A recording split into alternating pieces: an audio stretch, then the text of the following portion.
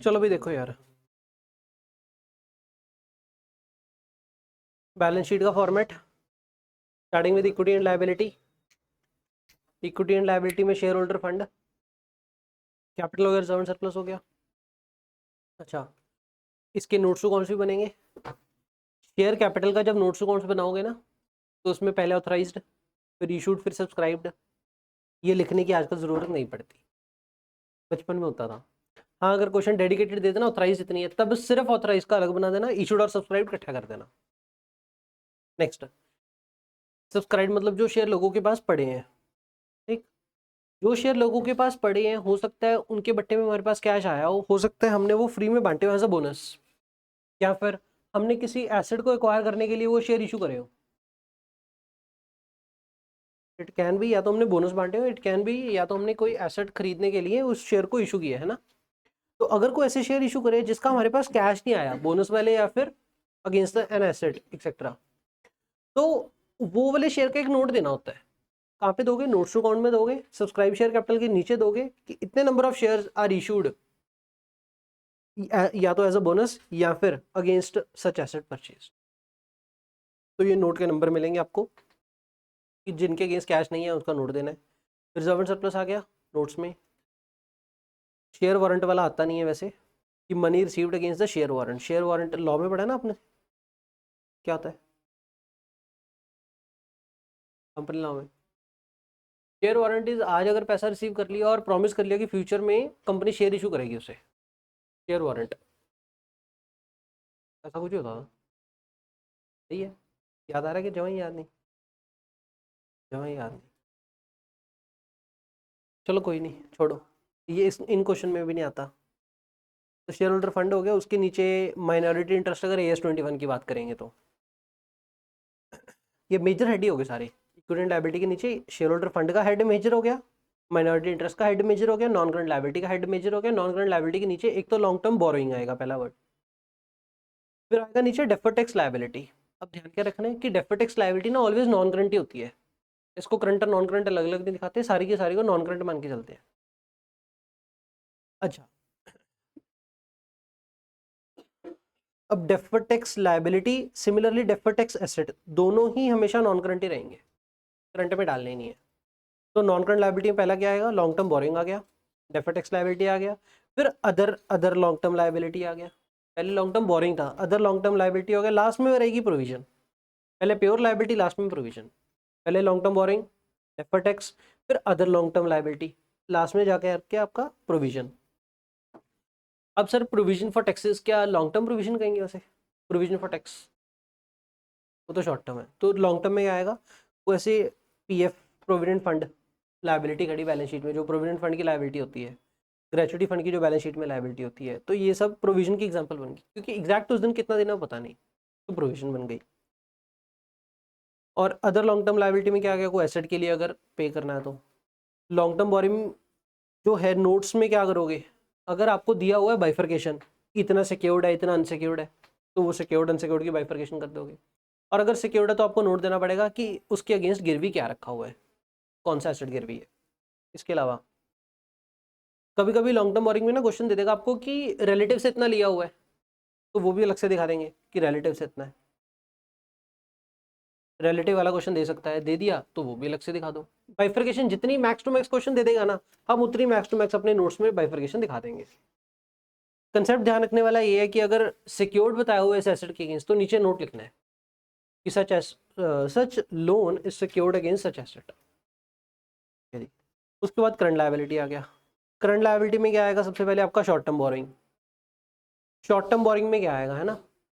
एक तो हाँ, अगर 12 महीने से कम का लोन लिया तो वो शॉर्ट टर्म बोरिंग में आएगा। इसके अलावा जो लॉन्ग टर्म बोरिंग है ना, उसकी जो रीपेमेंट विद इन 12 मंथ्स होने वाली है, वो शॉर्ट टर्म बोरिंग के अंडर दिखाओगे। तो डिबेटेबल पॉइंट था, पहले कुछ और था, शेड्यूल 3 का जब फॉर्मेट रिवाइज हुआ तो इसको long term short term boring के हेड के नीचे डाला गया है। जैन 25 का MCQ लेटेस्ट, उसमें भी शॉर्ट टर्म बोरिंग हेड के नीचे डाला गया है, तो अपन शॉर्ट टर्म बोरिंग हेड के नीचे ही डालते हैं। बाई चांस क्वेश्चन करते करते आपको बाई चांस दिखा, वैसे तो नहीं है, मैंने रिवाइज कर रखा है ध्यान से, बाई चांस दिखा तो भी शॉर्ट टर्म बोरिंग के अंडर नीचे ही डालेंगे। क्या चीज़? लॉन्ग टर्म लोन की जो repayment with in 12 months due है, और उसको बोलते क्या है?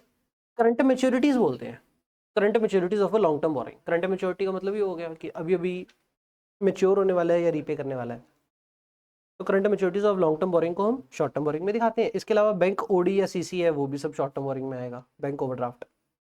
फिर आगे ट्रेड पेबल, जो वर्ड है ट्रेड पेबल, इसमें दोनों आएंगे, बिल पेबल भी और क्रेडिटर भी। तो बैलेंस शीट में हम अलग अलग दिखाएंगे, इकट्ठा दिखाएंगे ट्रेड पेबल। इसकी जो बाइफर्केशन है ना, शेड्यूल 3 बोलते हैं एमएसएमई और अदर दिखाओ। एमएसएमई वालों को कितने पे करने हैं और बाकी को कितने पे करने हैं। लेकिन जो आपकी क्वेश्चन होएगा ना, क्वेश्चन क्या करेगा, इसकी बाइफर्केशन पता है कैसे बताएगा, ट्रेड पेबल की एजिंग के हिसाब से बताएगा। एजिंग मतलब इतने के बोलेगा कि 6 महीने पुराने हो गए, बाकी के लेस देन 6 मंथ्स हो गए। तो क्वेश्चन ने जैसा डाटा दे देगा वैसे अपन बाइफर्केशन करके दिखा देंगे। अदर करंट लायबिलिटी में क्या आएगा आपका, आउटस्टैंडिंग इंटरेस्ट।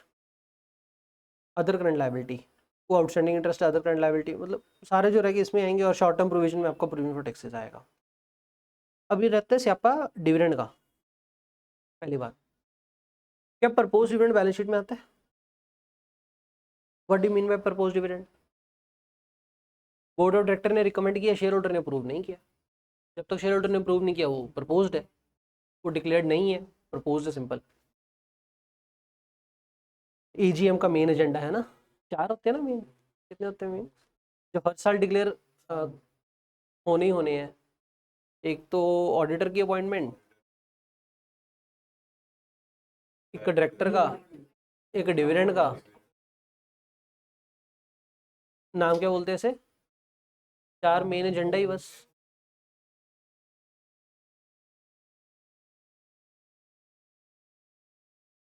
ऐसे याद करके रखो मेरे को भी पुराने फ्लैशबैक्स आ रहे हैं यार, बहुत पुराने, कि 4 मेन एजेंडे होते थे जो तो हर साल डिस्कस करनी करनी, इसके अलावा एक्स्ट्रा भी हो सकते हैं। मार्च अप्रैल ये तो मैंने पढ़ाया नहीं, मतलब जब खुद पढ़ा था। आज से कितने साल पहले हो गए, 7-8 साल हो गए। चलो, डिविडेंड का किसी ने डिक्लेयर्ड आटा प्रपोज आटा, प्रपोज तो बैलेंस शीट आना ही नहीं चाहिए था, फाइन छੱਡ दो। क्या क्वेश्चन कह रहे वर्ड डिक्लेयर, लेकिन डिक्लेयर दी डेट दे अपनी 31 मार्च तो बाद। क्वेश्चन कभी डिक्लेयर किया 4 अप्रैल को, आप बैलेंस शीट कितने बना रहे हैं 31 मार्च को। क्या 31 मार्च को डिक्लेयर है तो उसका कुछ करना है 2 अप्रैल, मतलब 31 मार्च के बाद अगर डिविडेंड डिक्लेयर किया, उसका जब 31 मार्च को बैलेंस शीट बना रहे होंगे उसमें कुछ करना है? द आंसर इज नो, नहीं करना। 31 मार्च को वो प्रपोज ही हो गया एक तरीके का, डिक्लेयर हुआ अगर 2 अप्रैल को तो एज ऑन 31 मार्च तो वो प्रपोज ही रह गया, तो कुछ नहीं करना उसका। लेकिन अगर क्वेश्चन गए डिविडेंड डिक्लेयर्ड ऑन 31 मार्च, तो एंट्री डालोगे कोई तो? हाँ, एंट्री क्या डालोगे? P&L अप्रोप्रिएशन अकाउंट डेबिट हो गया, टू डिविडेंड पेबल हो गया। जो डिविडेंड पेबल करंट लायबिलिटी खड़ी करोगे, करंट लायबिलिटी में under head other current liability में खड़ी करोगे, ठीक हो गया। इसके अलावा let's say during the dividend declare किया गया था और पे भी कर दिया, लेकिन कुछ बंदों के एड्रेस अवेलेबल नहीं थे तो वो पैसे लेके नहीं गए, रह सकता ना, उसी को बोलते हैं अनपेड या अनक्लेम्ड। हाँ, 7 साल तक यहीं खड़ा रहेगा, उसके बाद IEPF में शिफ्ट मार देंगे, इन्वेस्टर एजुकेशन प्रोटेक्शन फंड में। चलो चले आगे चले। फिर नॉन करंट एसेट आ गए। नॉन करंट एसेट में इकट्ठे ही दिखाने पीपी एंड इंटेंजिबल। पीपी की वैल्यू एक ढूंढ के लेके आनी है, बैलेंस शीट में अलग अलग एसेट नहीं खड़ा करना, कल्ला पीपी सिंगल फिगर, इंटेंजिबल अलग फिगर। फिर एक कैपिटल WIP होता है, नाम पता है आपको? ये कैपिटल WIP मतलब capital work in progress, assets under construction basically, ठीक है जी। उसके बाद पीपी अंडर डेवलपमेंट भी होता है कभी कभी कोई। चलो जी, नॉन करंट एसेट में एक तो आपका ये आ गया पीपी एंड इंटेंजिबल इकट्ठी करके फिगर। अच्छा, एक और इसमें पीपी तो इंटेंजिबल की इकट्ठी फिगर ही दिखानी है, अड्डा नहीं, पीपी और इंटेंजिबल की इकट्ठी करके दिखानी है। उसके बाद नॉन करंट इन्वेस्टमेंट अलग दिखानी है। नॉन करंट इन्वेस्टमेंट में क्या आ जाएगा? एग्जांपल, किसी और कंपनी के शेयर खरीदे, डिवेंचर खरीदे, एक्सेट्रा। होल्डिंग सब्सिडरी का भी इसमें आएगा। मतलब अगर होल्डिंग सब्सिडरी का मतलब I am a holding company, holding shares of Aryan limited, Aryan limited is my subsidiary, लेकिन ये जो बैलेंस शीट बन रही होगी फिर वो एक SFS होगी, मेरी SFS, नॉट माई। हाँ, अगर मेरी SFS है तो उसमें shares held of a subsidiary भी आएंगे। जो सी एफ ऐसा तो माइनॉरिटी आएगा, ये तो कॉमन बना रहा हूँ, ये तो कॉमन है। लेकिन अगर minority interest as on date की फिगर होगी ना, कटना होंगे मतलब शेड्यूल 3 वाले क्वेश्चन है तो माइनॉरिटी इंटरेस्ट आंदा ही नहीं, आंदा ही नहीं। नॉन करंट इन्वेस्टमेंट में shares held of other company आ गया, शेयर्स या debenture held of other company.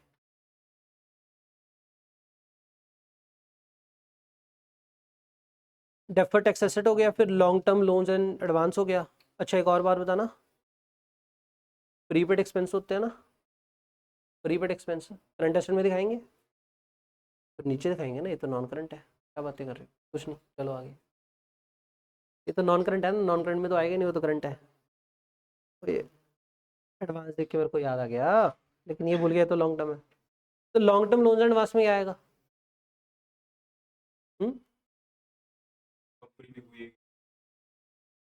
किसी को लोन दे रखा है, एम्प्लॉयज़ को दे रखा है तो भी इधर ही आएगा, एम्प्लॉयज़ को लोन दे रखा है 4-4 साल का, हाँ किसी को भी दे रखा है, डजेंट मैटर, लोन दे दिया तो इधर आएगा। अदर लॉन्ग टर्म एसेट्स जो भी होंगे डाल देंगे। करंट एसेट में करंट इन्वेस्टमेंट हो गया, फिर इन्वेंट्री हो गया। इन्वेंट्री में ध्यान क्या रखना है, लूज टूल्स इन्वेंट्री का पार्ट बनते हैं। एक बात सुनोगे, क्योंकि जो क्लोजिंग स्टॉक होता है वो एक तो ट्रेडिंग में जाता होता है, एक बैलेंस शीट में आता होता है, क्या लूज टूल भी ऐसे दोनों होंगे, एक ट्रेडिंग में भी जाएंगे और एक इधर भी आएंगे। क्लोजिंग क्लोज इसकी पूछ ही रहा हूँ, जैसे क्लोजिंग स्टॉक होता है ना, क्लोजिंग स्टॉक एक ट्रेडिंग में भी आता है, एक बैलेंस शीट में भी आता है। हाँ जब भी बने थोड़ा प्लस।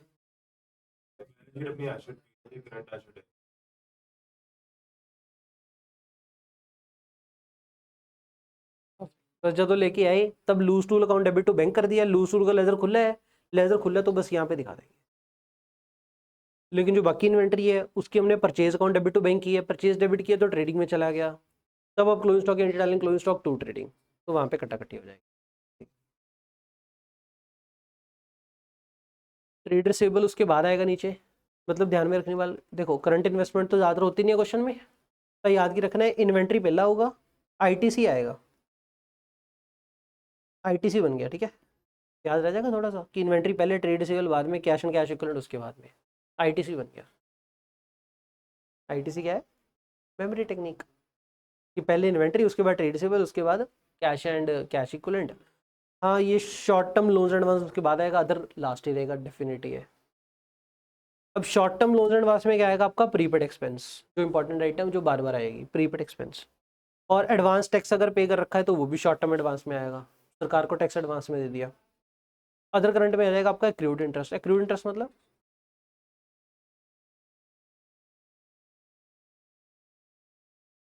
रिसीवेबल ऑन लोन या इन्वेस्टमेंट, इन्वेस्टमेंट ही होएगा इतना तो सर, हो सकता है लेकिन पैसे देते थे होगा, लेते था नहीं, कुछ सी बात कर दी मैंने, बस तो क्या क्या थी बस रिवाइज कराई। करंट लायबिलिटी बता दो क्या क्या थी पहली आइटम, करंट लायबिलिटी में short term boring, trade payable, deferred tax तो नॉन करंट में आएगा, other current liability, short term provision. पहला क्या था, short term boring, trade payable, other current liability, short term boring, short term provision, provision provision चौथा है, दूसरा trade payable हो गया, पहला शॉर्ट टर्म बोरिंग हो गया, तीसरे में आगे पीछे नहीं करना, नहीं करना क्यों, क्या शेड्यूल 3 का फॉर्मेट है, 1 2 3 4 इसी फॉर्मेट में चाहिए, आगे पीछे नहीं करना भाई, मतलब एक लॉजिक जा बोल दे, देखो बोरिंग सब तो इंपॉर्टेंट एलिमेंट है, नहीं इधर से आप, बोरिंग सब तो important element, second importance trade payable की, अदर आ गया ना वर्ड तो थर्ड है, और ये तो प्रोविजन है तो लाइबिलिटी है, नहीं तो लास्ट है, प्रोविजन जमा लास्ट हो गया। ये प्योर दिखती है एक सीक्वेंस, देखो तो, नहीं देखनी तो ना देखो, तक खाओ। और इसका क्या आ गया, आईटीसी, इन्वेंट्री ट्रेड रिसीवेबल और ऑडिट भी अभी, इतने कहाँ पे याद रखोगे सट कैसे हो। नॉन करंट में पीपी ये तो याद ही रहेंगे, कोई दिक्कत ही नहीं है। स्टेटमेंट ऑफ P&L का। रेवेन्यू फ्रॉम ऑपरेशन में क्या आइटम में डालते हैं? मैन्युफैक्चरिंग द ट्रेडिंग काउंट के करेक्ट एलिमेंट सारे, मतलब सेल ऑफ फैक्ट्री स्क्रैप है किधर आएगा? रेवेन्यू में आएगा, अदर में नहीं आएगा। Sale of factory scrap revenue from operation में आएगा। Sale of factory scrap cut short याद के रखना है, मैन्युफैक्चरिंग और ट्रेडिंग काउंट के क्रेडिट एलिमेंट्स। लेकिन अगर P&L के क्रेडिट एलिमेंट्स है तो अदर इनकम में। ऑफिस स्क्रैप सेल किया तो किधर आएगा? Office scrap other income. Factory का स्क्रैप रेवेन्यू फ्रॉम ऑपरेशन। ठीक हो गया। उसके बाद आ गया आपका रॉ मटेरियल कंज्यूम्ड। पहला आएगा रॉ मटेरियल कंज्यूम्ड। देखो, एक मैन्युफैक्चरिंग का रॉ मटेरियल कंज्यूम्ड, एक आ गया आपका ट्रेडिंग का फिनिश गुड परचेज्ड। तो ये purchase of stock and trade अलग है, रॉ मटेरियल कंज्यूम्ड अलग है। जब हम लिख लें ना रॉ मटेरियल कंज्यूम्ड, क्या ये opening plus purchase minus closing करके बनेगा? हाँ। तो रॉ मटेरियल का जो ओपनिंग स्टॉक क्लोजिंग स्टॉक है ना, वो पहले पॉइंट में एडजस्ट हो गया। लेकिन दूसरे पॉइंट में हमने लिखा है purchase of stock and trade. Stock and trade का मतलब ही क्या है आपका? Finish good. अगर finish good as it is खरीद के लेके आ रहे हो, रॉ मटेरियल खरीद के लेके आ रहे हो तो ओपनिंग क्लोजिंग विच एडजस्ट करके रॉ मटेरियल कंज्यूम लिखना है। फिनिश गुड खरीद के लेके आ रहे हैं ना, कल ही परचेज की वैल्यू पानी है। अच्छा एक बात बताना, कभी कभी ये होता है ना, क्वेश्चन बोलता है कि हम परचेज करके लेके आए और हमने गिफ्ट बांट दिए, डिस्ट्रॉय हो गए, आग लग गई एक्सेट्रा, तो इसमें से माइनस कर दे।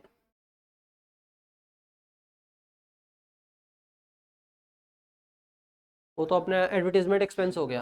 एडवर्टीजमेंट टू परचेज के लिए डाल देते थे, जो कटा के लिखाएंगे। तो ट्रेडिंग काउंट मतलब फाउंडेशन में जो करते थे, वो परचेज वाली फिगर, नेट वाली फिगर ही डालनी है इधर। ਆਪਾਂ 3 ਲੱਖ ਦੀ परचेज की 15,000 ਦੇ ਸੈਂਪਲ ਬਣते 15,000 का एडवर्टाइजमेंट एक्सपेंस टू परचेज के एंट्री डालते थे ना, तब परचेज की फिगर नेट 285 रहेगी। इतने 285 पावांगे। ਜਿਹੜਾ 15,000 ਦਾ ਡੈबिਟ करता है एडवर्टाइजमेंट एक्सपेंस, वो तो अदर एक्सपेंस में हेडिंग दे देंगे एडवर्टाइजमेंट एक्सपेंस। ठीक है जी। उसके बाद आ गया चेंज इन इन्वेंट्री। अब चेंज इन्वेंट्री क्या सीन है? उत्ते आपा फिनिश गुड का सिर्फ परचेज डाला है, ओपनिंग स्टॉक क्लोजिंग स्टॉक डालना रहता है, अभी ट्रेडिंग में डालते होते हैं तो थल्ले अड तो पाता। अच्छा आप खर्चे लिखिए ने है, तो खर्चे वाली साइड की होंगे, ओपनिंग स्टॉक खर्चा होंगे, क्लोजिंग स्टॉक खर्चा होंगे। खर्चा की है ओपनिंग स्टॉक के क्लोजिंग स्टॉक? ओपनिंग स्टॉक खर्चा डेबिट वाला एलिमेंट, तो ओपनिंग पहला रख लिया, क्लोजिंग जो माइनस करता, क्योंकि अपना खर्चे लिखे ना, तो खर्चा किया गया ओपनिंग स्टॉक, क्लोजिंग स्टॉक खर्चा नहीं है तो माइनस, ओपनिंग माइनस क्लोजिंग। और ज़्यादातर क्वेश्चन पता क्या होगा, ये उल्टा करके दिया होगा। इतने नहीं, खासकर AS21 ਦੇ ਵਿੱਚ कैश फ्लो ਦੇ जो क्वेश्चन करांगे ना, कंबाइंड P&L बनाने ਉਹਦੇ ਵਿੱਚ ਜਾਣ ਜਾਣ ਕੇ ਉਲਟਾ ਕਰਕੇ ਦਊਗਾ, क्लोजिंग माइनस ओपनिंग। और बच्चा कन्फ्यूज होता है, बच्चों ने ये तो पता होंगे भी आप डिफरेंस लेना है स्टॉक का, ये भुल जाता भी ओपनिंग माइनस क्लोजिंग या क्लोजिंग माइनस ओपनिंग किमें याद रहूगा। आप खर्चे की लिस्ट बनाई जन्ने। एक और गल, वो AS21 में कैश, AS21 कंसोलिडेटेड में क्या करता है, क्लोजिंग माइनस ओपनिंग करके ना इनकम दिखा देता है, क्योंकि closing minus opening, closing stock is income वाला एलिमेंट, तो इनकम च पा देता है क्लोजिंग माइनस ओपनिंग। AS21 की बैलेंस शीट में ऐसे करके देगा, लेकिन हम कहेंगे ये गलत हो गया, हम इसका सिंबल उल्टा कर देंगे, ओपनिंग माइनस क्लोजिंग, और इधर डाल देंगे एक्सपेंस के नीचे। तो AS21 में भी शेड्यूल 3 तो फॉलो करना ही है हमने, तो ओपनिंग माइनस क्लोजिंग ही करना है। इसके ऊपर फिर भी आपकी गलती होगी, प्रैक्टिकल क्वेश्चन में बताता हूँ। फिर आ गया एम्प्लॉय बेनिफिट एक्सपेंस। क्या वेजेस भी इधर आएगा? वेजेस, यस, वेजेस भी इधर ही आएगा, सैलरी भी इधर ही आएगा, वेजेस भी इधर ही आएगा, सैलरी भी इधर ही आएगा। Employer contribution to the EPF, employer contribution to the EPF खर्चा ही है, वो भी इधर ही आएगा। डायरेक्टर की रेम्यूनरेशन, डायरेक्टर की फी, डायरेक्टर की फी अदर एक्सपेंस, डायरेक्टर की रेम्यूनरेशन वो भी अदर एक्सपेंस, डायरेक्टर सैलरी भी इधर ही आएगा। वह डायरेक्टर आ गया, अदर एक्सपेंस रोक देना।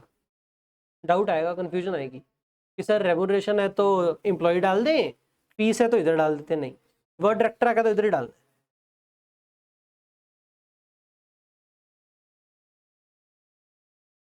डायरेक्टर रेम्यूनरेशन भी इधर ही आएगा।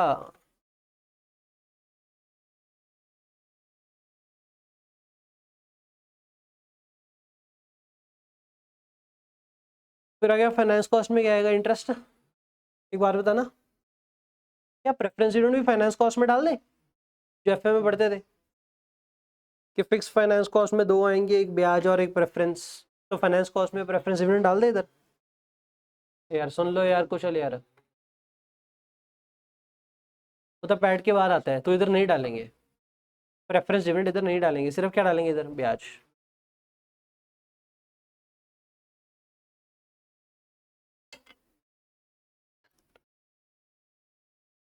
एक बात बताना, ऐसा कोई क्वेश्चन है नहीं, मुझे भी नहीं पता, लेकिन डाउट तो है।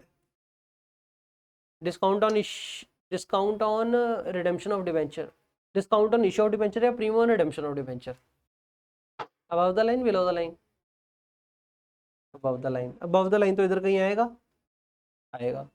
तो डाउट ये है फाइनेंस कॉस्ट में आएगा, अदर एक्सपेंस में डालोगे, फाइनेंस कॉस्ट में डाल देना चाहिए।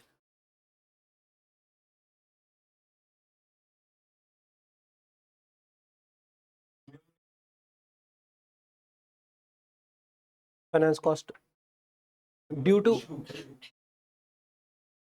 वो तो एसपीआर चला जाता ਹੁੰਦਾ है, वो तो एसपीआर में जाएगा। लेजर आप किहड़ा हिट करते हो तो साहब नाल है।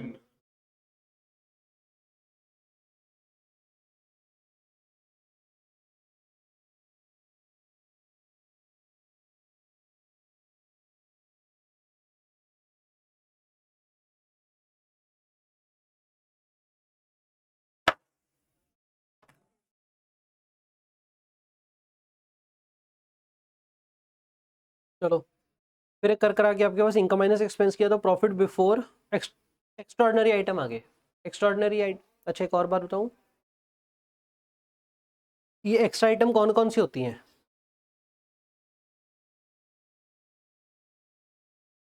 एक तो अब नॉर्मल आइटम्स होती हैं, दूसरा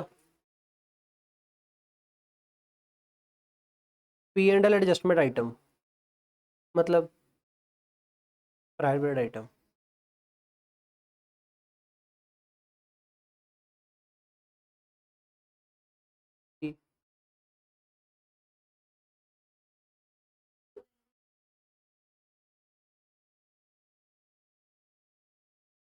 ओपनिंग स्टॉक वाला क्वेश्चन कीता सी ना आपा,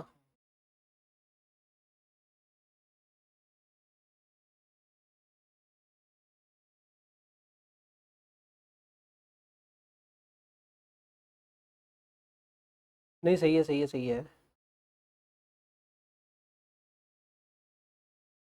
क्या रहे क्वेश्चन केड़े च कैश लोगे, केड़ी आइटम सी हो है जी?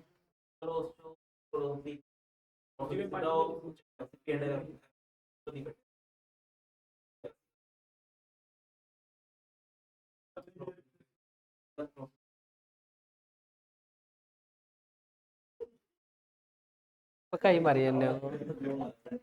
तो क्वेश्चन करके आए 10वां 11वां, बड़ा ऑब्जर्व तो करो ना यार की कह रहे हैं, केड़ी आइटम केड़ी सी हो, वही सेम इन्वेंटरी एडजस्टमेंट वाला तो उसकी मन्ने उन्होंने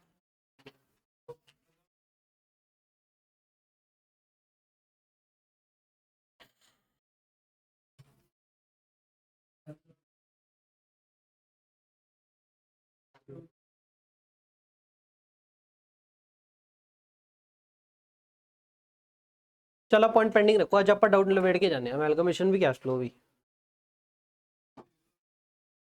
एक करी गल नॉर्मल करके अगे चलो। प्रॉफिट बिफोर टैक्स आ गया, टैक्स कटाया, पैट आ गया।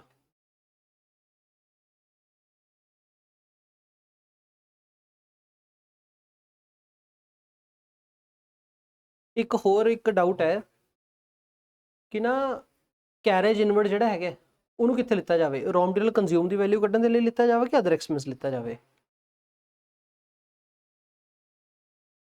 शेड्यूल 3 का फॉर्मेट तो उसे कैरेज इनवर्ड ही बोलता है। आईसीआई ने क्वेश्चन से गलत कर रखा है वो, आप फिर आईसीआई तो गलत करके आई कह के चलेंगे आईसीआई का गलत है, फॉर्मेट में वैसे कैरेज इनवर्ड ही आना चाहिए। कैरेज सॉरी फॉर्मेट में कैरेज इनवर्ड अदर एक्सपेंस में ही आना चाहिए डेडिकेटेड। एक होर गल प्रीलिमिनरी एक्सपेंस राइट ऑफ ਜਿਹੜੀ करनी है वो अबव द लाइन है बिलो द लाइन है? एक AS26 पहली बात तो AS26 इंटेंजिबल एसेट के ऊपर है। वो बोलते हैं कि प्रीलिमिनरी को एसेट खड़ा नहीं करना, उसको एक बार में राइट ऑफ कर दो। इंटेंजिबल एसेट है ना, तो वो दस रहे ना किन्नू चीज इंटेंजिबल एसेट खड़ा करना है कि नहीं खड़ा करना। और वो बोलते हैं कि प्रीलिमिनरी को इंटेंजिबल एसेट खड़ा नहीं करना, प्रीलिमिनरी को एक बार में राइट ऑफ करना है। तो क्वेश्चन में अगर आपको प्रीलिमिनरी दिया होगा तो हम उसे एक बार में राइट ऑफ कर देंगे। क्वेश्चन आपका शेड्यूल 3 का दो तरीके का होगा, या तो कल ही बैलेंस शीट का या P&L और बैलेंस शीट दोनों का। अगर तो क्वेश्चन है कल ही बैलेंस शीट का तो हम प्रीलिमिनरी को कहाँ से राइट ऑफ करेंगे, कल ही बैलेंस शीट बनानी है उस केस में। तो फिर होता है फिर रिजर्व एंड सरप्लस का जो नोट्स बना रहे होंगे उसमें रिजर्व एंड जनरल रिजर्व होगा या P&L होगा, किसी में से राइट ऑफ कर देना। और अगर क्वेश्चन हुआ P&L और बैलेंस शीट दोनों बनाने वाला, फिर जब प्रीलिमिनरी को राइट ऑफ मारना है तो किधर से राइट ऑफ मारना है, प्रीलिमिनरी को जब राइट ऑफ मारना है तो किधर से राइट ऑफ मारना है, तो आपने उसको P&L में ही अदर एक्सपेंस के नीचे ही दिखा देंगे। अदर एक्सपेंस रेजिड्यूरी है हमारा, तो प्रीलिमिनरी एक्सपेंस इधर ही आ जाएगा। ठीक है जी। अगर इधर आएगा तो फिर बैलेंस शीट में रिजर्व जनरल रिजर्व या P&L में से ही माइनस करेंगे, नहीं करना, दोनों चीज कथा ही करना है। एंट्री की होगी P&L टू प्रीलिमिनरी, P&L जो डेबिट हो गया इतने आ गया, प्रीलिमिनरी जो लेजर खुले बंद हो गया। ये थोड़ी भी रिजर्व चो भी घटा के दिखावांगे तो ये भी पावांगे। जो तो इतने पाता अदर एक्सपेंस हो P&L डेबिट हो गया ना खर्चे वाली साइड।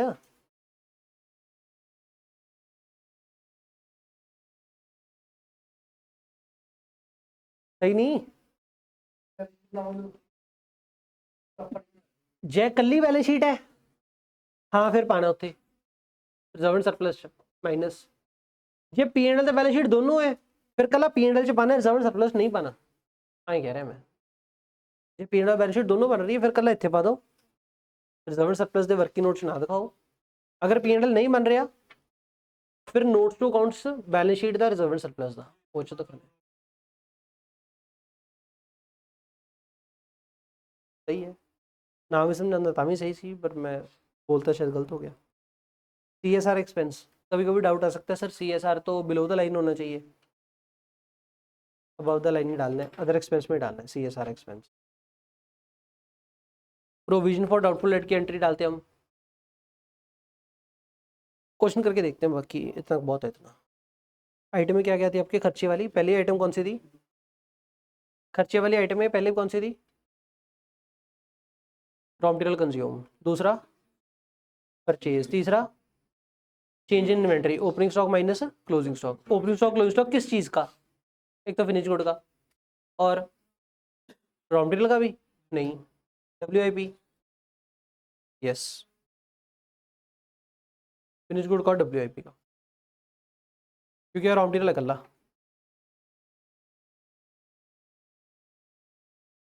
ये रॉ मटेरियल कंज्यूम अकेला, परचेज हो गया, ये हो गया। उसके बाद क्या आएगा आपका, एम्प्लॉय का खर्चा मेजर है जो।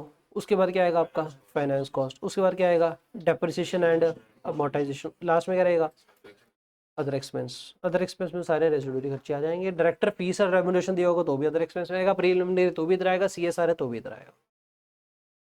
ठीक है जी।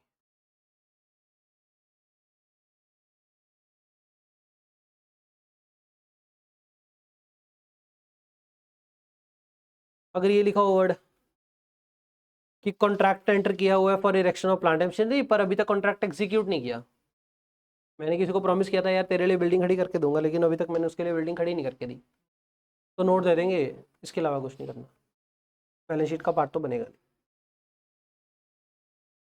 कई बार क्वेश्चन बोलता होता है ना ऐसे कि जैसे इंटरनल रिकंस्ट्रक्शन के क्वेश्चन में ऐसा होता था कि 3 साल के प्रेफरेंस डिविडेंड अभी तक नहीं दिए कंपनी ने, तो 3 साल के बट्टे में सिर्फ 1 साल के दे दो, 2 साल के इग्नोर कर दो, ऐसा वाला क्वेश्चन होता था ना। तो अगर सिंपल यही है कि 3 साल तक, 3 साल हो गया प्रेफरेंस डिविडेंड कभी अभी तक डिक्लेयर भी नहीं किया, तो बैलेंस शीट का पार्ट बनेगा कि नहीं। इसको बोलते हैं अरियर्स ऑफ प्रेफरेंस डिविडेंड, बकाए खड़े हैं। और कभी कभी क्वेश्चन बोलेगा आपको कि बिल रिसीवेबल हमने डिस्काउंट करवा रखे लेकिन अभी तक मेच्योर नहीं हुआ, अगर BR डिस्काउंट कर रखे पैसा आ रखे लेदर बंद है, लेकिन अगर बिल पेबल वाले बंदे ने ना पे किया तो हमें पे करना पड़ेगा, तो कंटिंजेंट लायबिलिटी बन गया, BR discounted but not yet matured.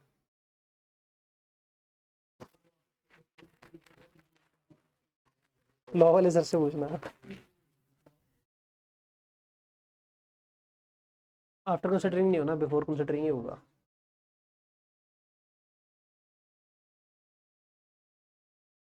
मैंने नहीं लगता, पर वो बिफोर ही होगा मेरे हिसाब नाल। प्रैक्टिकल क्वेश्चन कितने होंगे है नहीं? CSR के प्रैक्टिकल क्वेश्चन है निकालने वाला CSR? मेरे साथ तो मेरे अटेम्प्ट ही आए हुए, मैं 18 चक के देख लो, मेरे साथ आया हुआ है।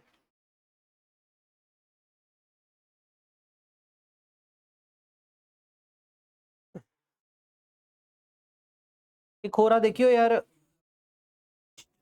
ओए चलो चलो चलो सुनो, आप पॉइंट से डाउट होगा, अगर कहिए भी 9 मंथ का बैंक डिपॉजिट है, बैंक डिपॉजिट करा रखे फॉर 9 मंथ, किधर डालोगे? करंट इन्वेस्टमेंट डालोगे, कैश एंड कैश इक्विवेलेंट में डालोगे? वाओ, बोल दिया आपने, बढ़िया है। लेकिन मेरे को समझ नहीं आया आपने क्यों, क्या सोच के बोला।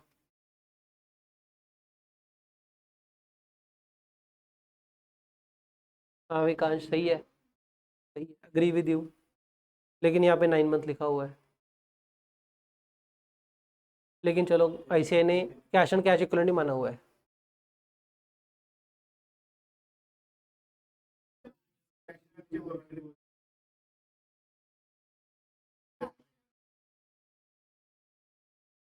चलो ICAI ने कैश एंड कैश इक्विवेलेंट में डाला, मैनू लॉजिक तो ये लगी ਜਾਂਦਾ भी बैंक डिपॉजिट मतलब FD 9 महीने दी ਤਾਂ करंट इन्वेस्टमेंट बन गया। क्योंकि तीन कैश एंड कैश इक्विवेलेंट की डेफिनेशन में तो होता है करंट इन्वेस्टमेंट जिसकी मैच्योरिटी विद इन 3 मंथ्स है, ये तो मैच्योरिटी 9 महीने है, तो लॉजिकली तो मेरे साथ करंट इन्वेस्टमेंट। लेकिन चलो ICAI ने तो कैश एंड कैश इक्विवेलेंट ही माना हुआ है, याद रह जाए तो कैश एंड कैश इक्विवेलेंट में डाल देना। टेक्निकल नो हाउ अगर क्वेश्चन बोल दे कि 10 साल में राइट ऑफ करना है, ठीक है जी, तो टेक्निकल नो हाउ जो एसेट है उधर उसको किधर लेके जाओगे? इंटेंजिबल एसेट हो गया। और 10 साल में राइट ऑफ करना है तो एक टुकड़ा इस साल का खर्चा कहाँ पे जाएगा? अमोर्टाइजेशन में जाएगा। क्वेश्चन है सिंपल, लिखा है अनसिक्योर्ड लोन, क्या लगता है लॉन्ग टर्म शॉर्ट टर्म?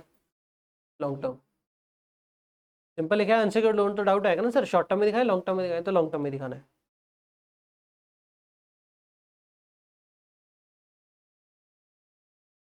चलो जी, अब बुक पे आ जाओ।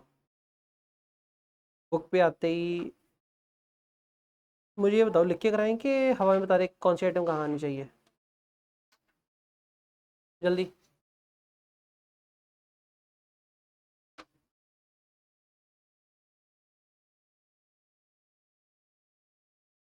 सेवन क्वेश्चन करते हैं पहले, वैसे तो मैं ये लिख के करवाने को लेके आया था, लेकिन लिख के कराना है ना, मुझे लगता है कि दिहाड़ी निकल जाएगी, 10 क्वेश्चन होने नहीं है डिस्कस।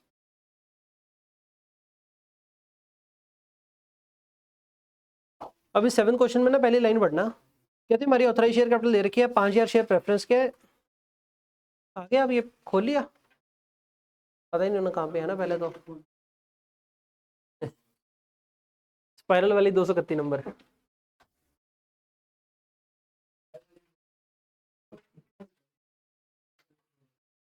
स्पाइरल वाली कहो तो तुम क्या था, पहली वाली छोड़ दो, उन छड़ के दो है।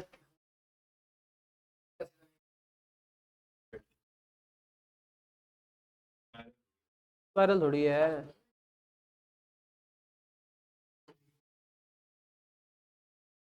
एक पहली स्पाइरल देती है, एक लास्ट स्पाइरल देती है, पहली स्पाइरल छोड़ दो, लास्ट स्पाइरल ग्रंथ है।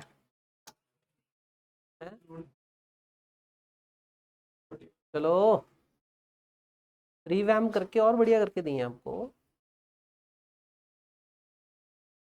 बोलिए पे नंबर कितना भाई? 7वें क्वेश्चन था 200, पे नंबर 232 मेरे यार, एक गल है बस।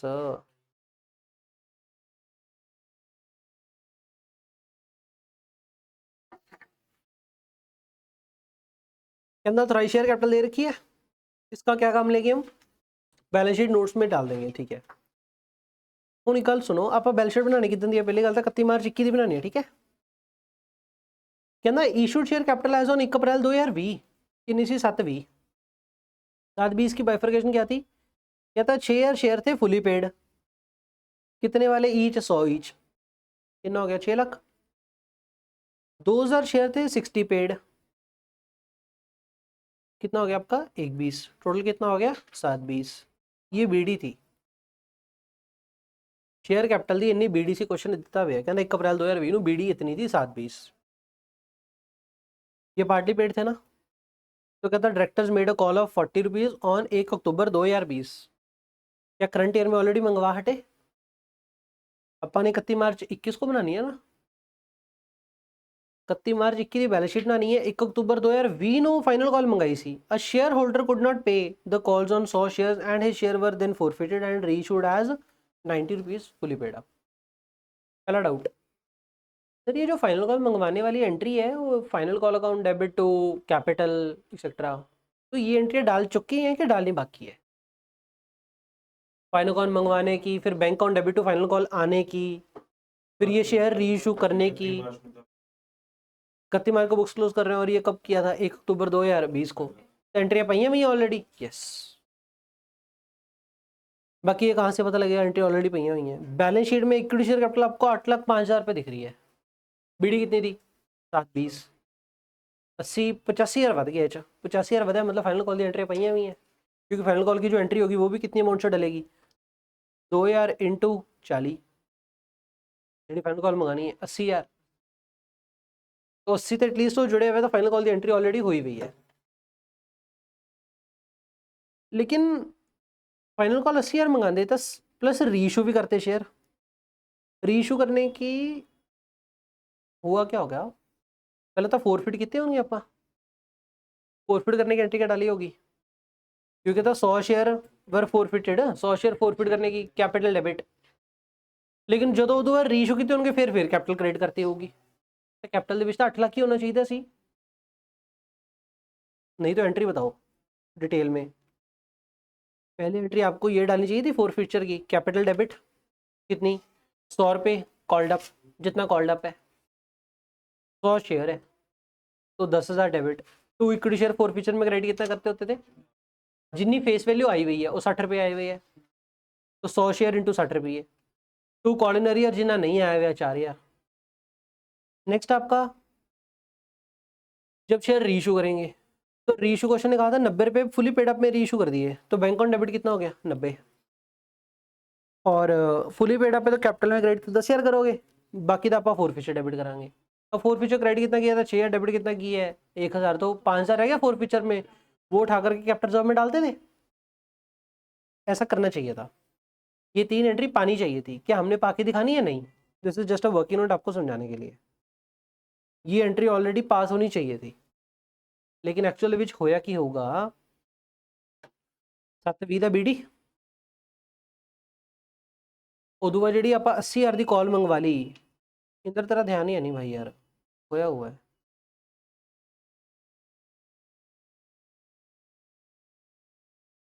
आ ही गए, बैठी हैं,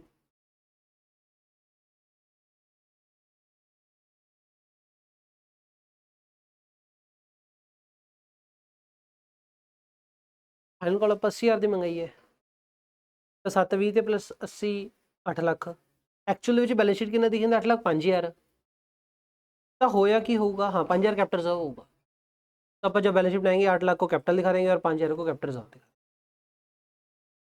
तो इसका जो आंसर आपका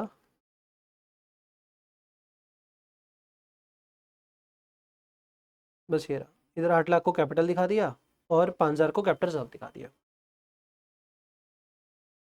ये पॉइंट समझ में आ गया पहला। अब आ जाओ दूसरा, कहता 31 मार्च 21 the director declare dividend of 5% on the equity share transferring an amount that may be record from the general reserve, general reserve से डिविडेंड बांट दिया, कब बांटा है 31 मार्च 21 को, बैलेंस शीट किस दिन आ रही है 31 मार्च 21 को। क्या क्वेश्चन ने प्रेफरेंस डिविडेंड बांटने के बारे में कुछ बताया, प्रेफरेंस के बारे में नहीं, लेकिन बांट देंगे, क्यों बांट देंगे क्योंकि इक्विटी बांटा, लेकिन अगर इक्विटी 31 मार्च के बाद बांटा होता फिर इक्विटी भी नहीं बांट दे प्रेफरेंस भी नहीं बांट दे। 5% ऑन द इक्विटी शेयर, अब 5% ऑन व्हाट, 8 लाख 5,000 7 लाख 20,000,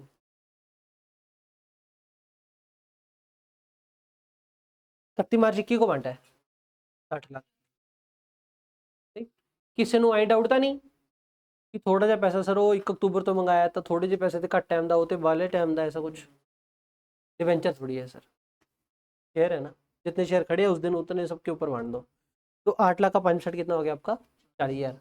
तो 40,000 जो डिविडेंड है इसकी एंट्री क्या करोगे, जनरल रिजर्व एक तो डेबिट क्योंकि क्वेश्चन ने कहा जनरल रिजर्व से बांटना है हमने, टू बैंक के dividend payable, to dividend payable खड़ा करोगे, बैंक नहीं क्रेडिट करना। 31 मार्च को तो डिक्लेयर किया है, पे करने में भी दिन लगेंगे थोड़े, कितने दिन में पे करना होता है, सेक्शन 123 से 27 के बीच बीच में जब डिक्लेयर कर दिया तो बैंक अकाउंट में शिफ्ट करना होता है।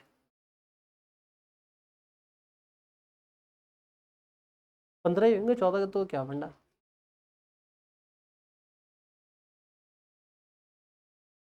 डिविडेंड कितने का डिक्लेयर होगा, 40,000 का तो आपका इक्विटी शेयर कैपिटल का हो गया डिविडेंड, ठीक है। और क्योंकि इक्विटी का डिक्लेयर करें तो प्रेफरेंस का भी करना पड़ेगा। प्रेफरेंस कैपिटल है कितने की आपकी 5 लाख की, 5 लाख का 6% कितना हो गया 30,000, तो 30,000 का आपका प्रेफरेंस डिविडेंड हो गया। हाँ ये नोट्स में अलग अलग दिखाओगे, करोगे क्या, रिजर्व में से घटा दो, ये जर्नल रिजर्व चल रहे हैं ना, रिजर्व में से घटा दिया, और क्या करोगे करंट लायबिलिटी में दिखा देंगे, other current liability, other current liability में 40 और 30 70 आ गया। कहता कंपनी ने रीवैल्यू करनी है land at 36 lakh, land already कितनी खड़ी है, तो क्या करेंगे, ये जो 12 लाख का आ गया revaluation reserve, land account debit हो जाएगा बैलेंस शीट में एसेट साइड, और रीवैल्यूएशन रिजर्व क्रेडिट किया तो बढ़ जाएगा रिजर्व एंड सरप्लस में, तो रिजर्व एंड सरप्लस में आपका 12 लाख का आ जाएगा, ठीक है जी। कहता 36 लाख डालेंगे, इनफैक्ट वहाँ पे दिखाएंगे 24 lakh plus revalue, revalue 36 lakh रुपये। हाँ ये टेस्ट वाला क्वेश्चन है शायद, टेस्ट में यही क्वेश्चन है ना, रेफरेंस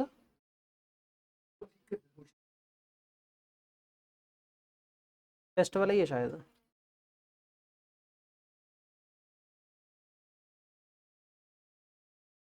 चलो कोई नहीं कोई नहीं कोई नहीं कोई नहीं कोई नहीं कोई नहीं, अभी सस्पेंस वाला पॉइंट पढ़ना। कहता है सस्पेंस अकाउंट 40,000 का खड़ा है, देखियो किधर खड़ा है, सस्पेंस इधर खड़ा है, इधर क्या बैलेंस है इसके पास, क्रेडिट का बैलेंस है, 40,000 क्रेडिट खड़ा है सस्पेंस। यार ब्लर तो नहीं दिख रहा आपको, मुझे इधर भी ब्लर है उधर भी ब्लर है, ये ब्लर है यार, नहीं ब्लर, ब्लर है, अरे हम सही हो गया, जब बच्चे बोलते थे नहीं मेरे को डाउट होने लगता है, मैंने दिखना हट गया कि हो गया। ट्रायल में सस्पेंस खड़ा है 40,000 का credit symbol, represents amount received from the sale of some assets machine on 1 April 2020, 1 April 2020 तो साल का स्टार्टिंग था, स्टार्टिंग में मशीन बेची होगी, बेच की एंट्री क्या करी होगी, फिर सस्पेंस काउंट क्यों खोलिया, ट्रायल सस्पेंस पे कहते 40,000 दा वे, ट्रायल में सस्पेंस खड़ा है 40,000 का, पही की entry, suspense account represent the amount received from the sale of some machine, तो एंट्री की पा रखी already, bank on debit to suspense entry पा रखी है 40,000, मतलब इन्होंने उदों पता नहीं सी मशीन ने किहड़ा लेजर छेड़ना, इन्होंने bank on debit to suspense पाता, प्रैक्टिकली हुंदा भी यही है, वो ना आप बचपन च पढ़ते सी, बेकार ही सी वो फाउंडेशन च, कि सर साल के एंड पे देखते हैं खड़े होकर ट्रायल का टोटल डेबिट और क्रेडिट अगर मैच ना करे, जिधर घाटा उधर सस्पेंस डाल दिया, बकवास है ये, लिटरली लिटरली दिस इज बकवास, प्रैक्टिकली ऐसा नहीं होता, प्रैक्टिकली जी एंट्री थोड़ी पंच होनी है वो कंप्यूटर ने पानी है, अगर थोड़ा एंट्री तो डेबिट तो क्रेडिट बराबर नहीं है वो एंट्री पंच ही नहीं होगी, सिस्टम च कंट्रोल है वीरे, एंटर मारोगे एंटर होगा ही नहीं, एरर एरर, ठीक, तो वो चीज़ बेकार है, या फिर ऐसा कह लो कि ट्रेडिशनल मेथड में जब हाथ से बुक्स बनती होंगी तब होता होगा वो, अब तो छोड़ दो। आजकल सस्पेंस होता है, क्या होता है, कैसे होता है, अकाउंटेंट बैंक स्टेटमेंट चढ़ाई ਜਾਂਦਾ है, एक्चुअली ਵਿੱਚ ਹੁੰਦਾ ਕੀ ਹੈ, ਉਹ बैंक स्टेटमेंट आती है, बैंक स्टेटमेंट तो देख के चढ़ाई ਜਾਂਦਾ ਉਹ, बैंक स्टेटमेंट चढ़ाते चढ़ाते एक एंट्री है जी आ गई, पैसा आया 40,000 पता नहीं कहता आया, तो होंगे ना आप कहने भी चलो मालिक से पूछ लेंगे, तो उदो एंट्री पाते बैंक टू सस्पेंड, ਉਹਦੇ ਵਾਸਤੇ ਫਿਰ ਮਿਸ ਸਸਪੈਂਸ ਥੋੜੀ ਪਾਵਾਂਗੇ, ਛੋਟੀ ਮੋਟੀ ਮਰਜ਼ੀ ਕਰਕੇ ਉਹਨਾਂ ਦਾ ਮਿਸਲੇਨੀਅਸ ਇਨਕਮ ਪਾ ਦਾਂਗੇ, ਮਿਸਲੇਨੀਅਸ ਐਕਸਪੈਂਸ ਪਾ ਦਾਂਗੇ, ਤਾਂ ਗੱਲ ਅੱਡ ਹੈ। ਸਸਪੈਂਸ ਪ੍ਰੈਕਟੀਕਲੀ ਕਿੱਥੇ ਯੂਜ਼ ਹੁੰਦਾ ਅੱਜ ਦੇ ਟਾਈਮ? ਬੈਂਕ ਸਟੇਟਮੈਂਟ ਆਉਂਦੀ ਹੈ, ਬੈਂਕ ਸਟੇਟਮੈਂਟ ਤੋਂ ਚੜਾਇਆ ਜਾਂਦਾ ਸਿਸਟਮ। ਜਦੋਂ ਬੈਂਕ ਸਟੇਟਮੈਂਟ ਤੋਂ ਚੜਾਉਣ ਲੱਗਦੇ ਆਪਾਂ, ਉਦੋਂ ਕੋਈ ਐਂਟਰੀ ਤਾਂ ਆਪਾਂ ਨੂੰ ਨਹੀਂ ਪਤਾ, ਤਾਂ ਬੈਂਕ ਔਨ ਡੈਬਿਟ ਤੂੰ ਸਸਪੈਂਸ ਪਾ ਦਿੰਦੇ। ਪਰ ਇਹ ਤਾਂ ਪਤਾ ਲੱਗ ਗਿਆ ਵੀ ਬੈਂਕ 'ਚੋਂ ਪੈਸਾ ਆਇਆ ਜਾਂ ਗਿਆ, ਇੱਕ ਪਾਸੇ ਬੈਂਕ ਡੈਬਿਟ ਕ੍ਰੈਡਿਟ ਕਰਤਾ, ਦੂਜੇ ਪਾਸੇ ਸਸਪੈਂਸ ਪਾਤਾ। ਫਿਰ ਉਦੋਂ ਬਾਅਦ ਸਾਲ ਦੇ ਐਂਡ ਤੇ ਦੇਖਦੇ ਵੀ ਅੱਛਾ ਯਾਰ ਕਿਉਂ ਪਾਇਆ, ਸਸਪੈਂਸ ਕੀ ਸੀ। ਤਾਂ ਆਹ ਸੀਨ ਪ੍ਰੈਕਟੀਕਲ ਸਸਪੈਂਸ ਵਾਲਾ ਹੈ। The cost of the machine was 1 lakh and the cumulative depreciation was 30,000। कितना क्या है?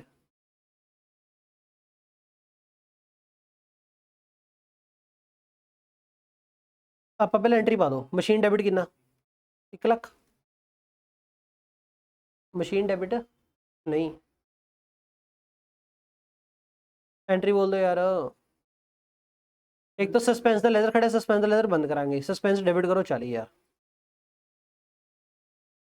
मशीन द लेजर चो कितना बाहर कटने 1 लाख, प्रोविजन द लेजर चो कितना बाहर कटने,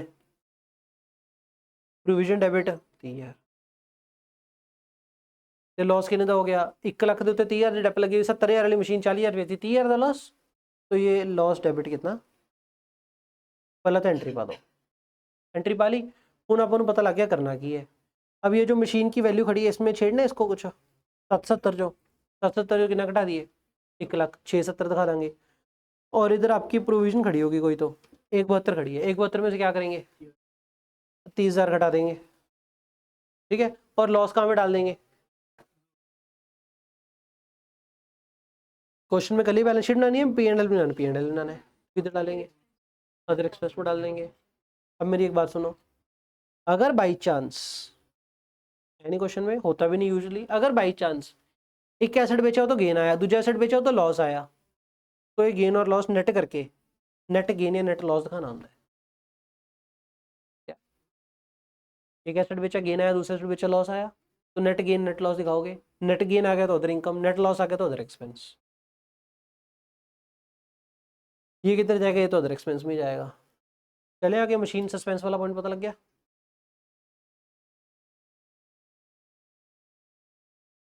क्या बैंक में डेबिट करना है, क्या बैंक में डेबिट करना है मेरे, वो तो होए हुए ऑलरेडी। एंट्री पाओ बस, बैंक तो सस्पेंस एंट्री पई हुई है, बैंक डेबिट होया हुआ है, सस्पेंस क्रेडिट होया हुआ है, सस्पेंस डेबिट करता, सस्पेंस लेजर बंद हो गया, बैंक नहीं छेड़ना। तब मैं थोड़ा एंट्री पाई है 70 माइनस 1 लाख 670।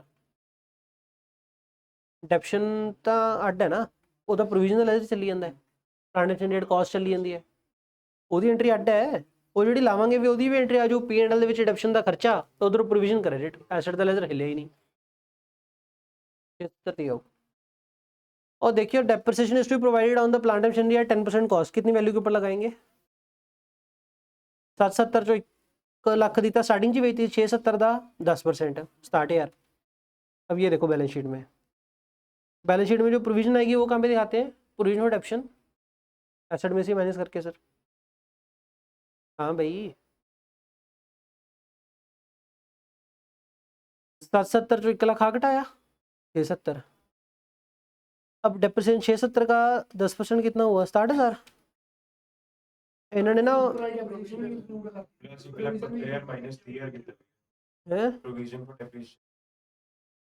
अच्छा ये डेप्रिसिएशन नहीं है, प्रोविजन फॉर डेप है,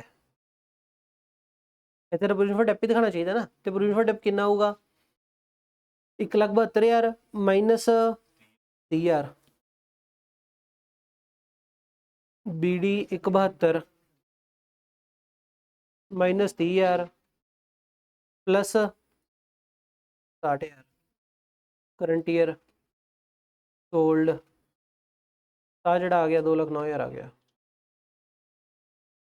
जरा 2,9 आ गया इतने आ गया, कटा के 4 काट आ गया, तो प्रोविजन फॉर डेप्शन दिखाया।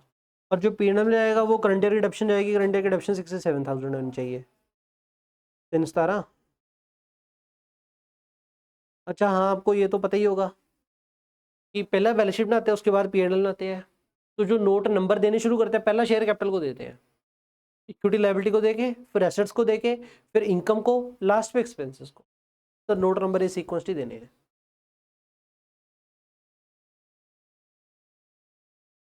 ये स्टार्ट आयर हो गया। उसके बाद क्वेश्चन बोल रहा है amortise the goodwill 1/5। Goodwill balance sheet में कितनी खड़ी है 1250, 1250 का 1/5 करोगे तो 2.5 लाख आएगा, 2.5 लाख अमोर्टाइज कर दिया, फाइन। मुझे लगता है कुछ चौका ही था, है ना। अब एक पॉइंट कराऊँ जहाँ पे आप गलती कर सकते हो, देखिए आपको क्वेश्चन में क्या दिया हुआ है, एडजस्टेड परचेज दी हुई है। आपको क्वेश्चन में क्या दिया हुआ है, इन्वेंट्री दी हुई है। किस दिन की दी हुई है इन्वेंट्री, 31 मार्च 21 की दी हुई है। क्या क्वेश्चन में आपको ओपनिंग स्टॉक दिया है, ओपनिंग स्टॉक दिया नहीं दिया, बोलो क्या करें।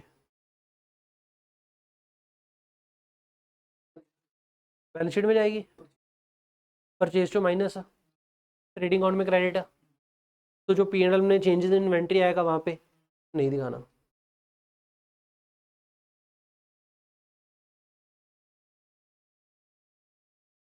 बड़ा प्यार से डाइजेस्ट कर गए ये चीज़। यहाँ पे परचेज जो दिखाओगे आप कितनी दिखाओगे, भाई 3200 as it is, change in inventory नहीं आएगा।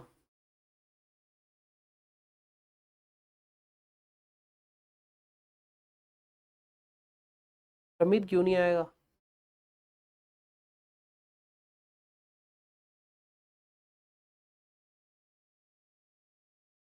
ऑलरेडी परचेज माइनस क्लोजिंग, सबको समझ में आ गया ये चीज़।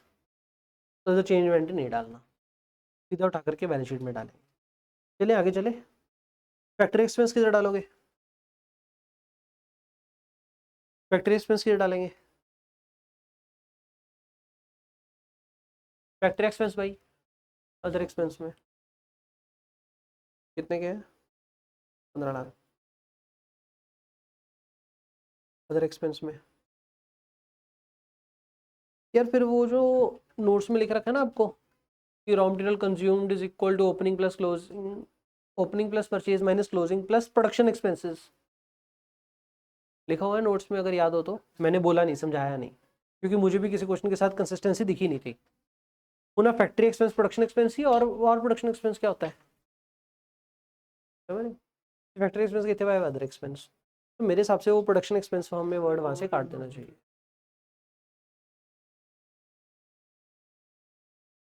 कैरेज इनवर्ड सब तो बड़ा पॉइंट है, ਉਹ नहीं उधर पाते पे रॉ मटेरियल कंज्यूम च, तो वो प्रोडक्शन एक्सपेंस का रेलेवेंस में दिखता नहीं किसी क्वेश्चन।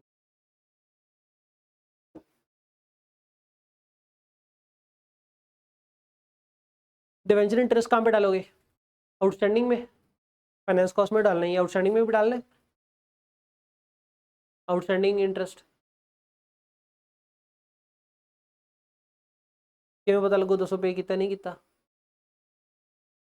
नीचे तो कुछ नहीं इतना गया, तो फिर आउटस्टैंडिंग है। अंश वेश कह रहा है, हाँ हर्ष,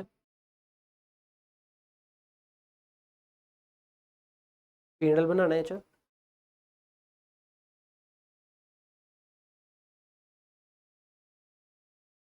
मयंक स्वामी,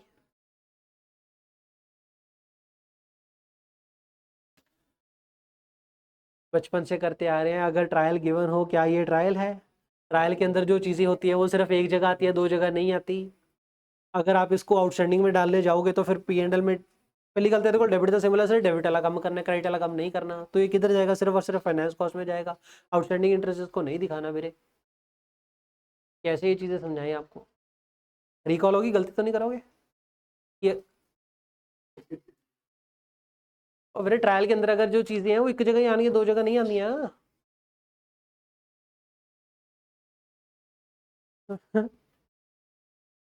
गलती होगी, चलो। हाँ, गलती और मिसअंडरस्टैंडिंग फर्क है।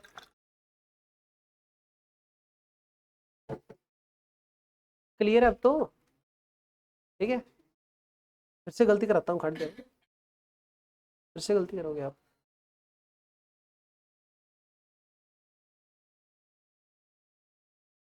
ये क्वेश्चन तो हो गया, ये P&L जो प्रीवियस ईयर का दिया हुआ है ये क्या करोगे, वो बस रिजर्व एंड सरप्लस में ले जाएंगे बीडी, करंट ईयर का P&L बनाएंगे, वहां से पैट आएगा वो जोड़ देंगे। चलो 7वां क्वेश्चन हो गया। 7वें के बाद पता है कौन सा करते हैं, मार्किंग करी थी मैंने, किधर गई,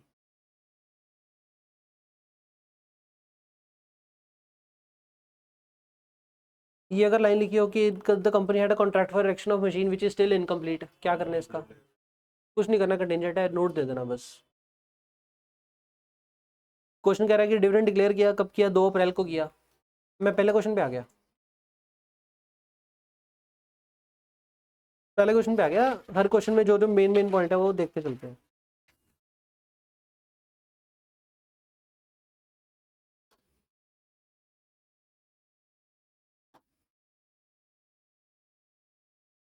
ये शॉर्ट टर्म एडवांस किधर जाएंगे?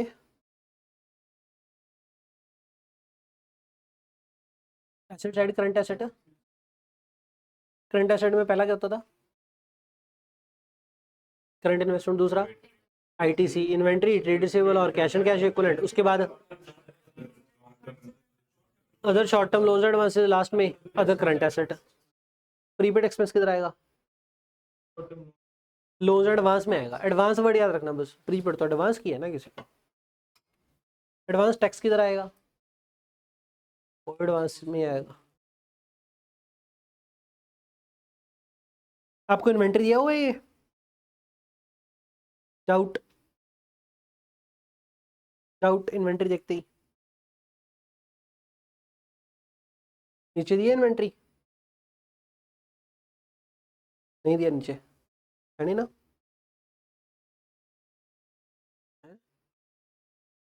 नीचे तो है नहीं, नहीं दिख रहा, नहीं है। इन्वेंट्री कौन सी है? ओपनिंग के क्लोजिंग। क्वेश्चन में बनाना क्या है? कली बैलेंस शीट के दोनों? कली balance sheet.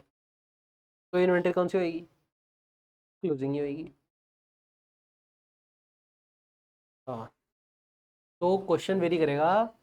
Trading P and L और बैलेंस शीट दोनों का है या कली बैलेंस शीट का है? कली बैलेंस शीट का है तो ये क्लोजिंग ही होगा। उठा करके ऐसे डाल दो बस।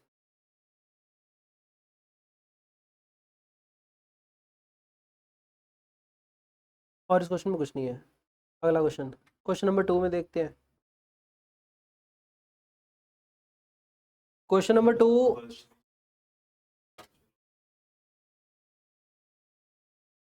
और इसका क्या करना है? Transfer of 20,000 to the general service propose by the director. क्या करना है भाई? कुछ नहीं करना क्योंकि प्रपोज्ड है। जब भी वो जो करना की है तो देख लो। ट्रांसफर बी है टू द जनरल सर्व, मतलब P and L to general सर्व।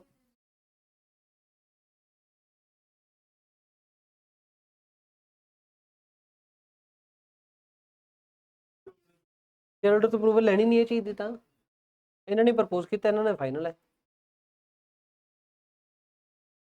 सही है, लिख ही लो बुक में ब्रे, करना है करना है। ओहो, कहीं भी दिक्कत आ जाती है, पता नहीं लगता। P and L debit to general reserve. Balance sheet बस notes to account reserve surplus बन रहा होगा ना? रिजर्व सरप्लस ਦੇ ਵਿੱਚ ਹੈਡਿੰਗ सब ਹੈਡਿੰਗ होगी ना? रिजर्व टोटल सेम होगा, इंटरनल बाइफर्केशन होगी ना, जर्नल रिजर्व कितना पीएनएल कितना, वो च फर्क होगा बस। पीएनएल जो माइनस करो, जर्नल प्लस करो। पास एंट्री, वर्ड प्रपोज का इधर रेलेवेंस नहीं है। वर्ड प्रपोज का रेलेवेंस डिविडेंड की तरफ ही है सिर्फ। कोई भी डाउट आ जाता है ना यार।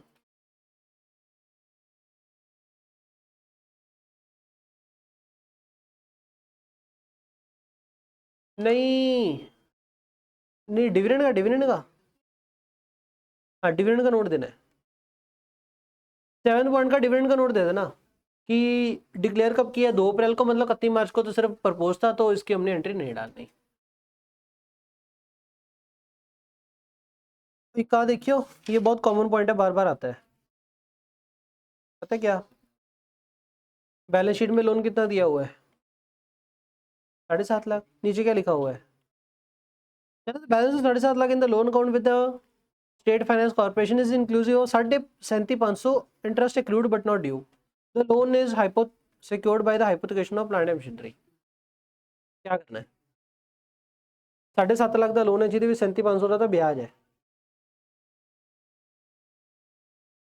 कितना था करंट लायबिलिटी में आएगा?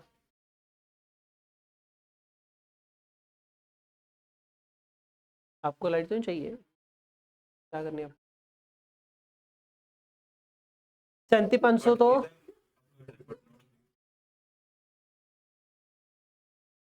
यार मेरी गल सुन लो, पकाई ज़्यादा हो जाती है।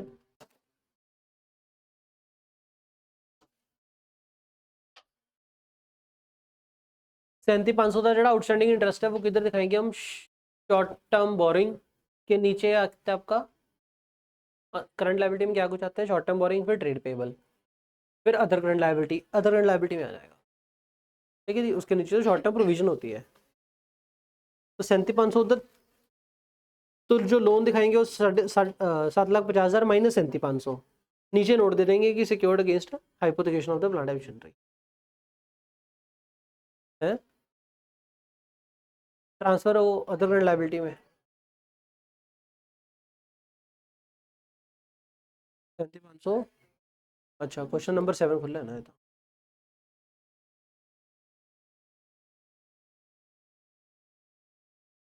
ये अदर करंट लायबिलिटी में दिखा देंगे 37,500, और जो ऊपर short term boring long term boring में दिखाएंगे 7.5 लाख, जो 37,500 कटा के दिखावांगे तो लाइन लिख के देवांगे note.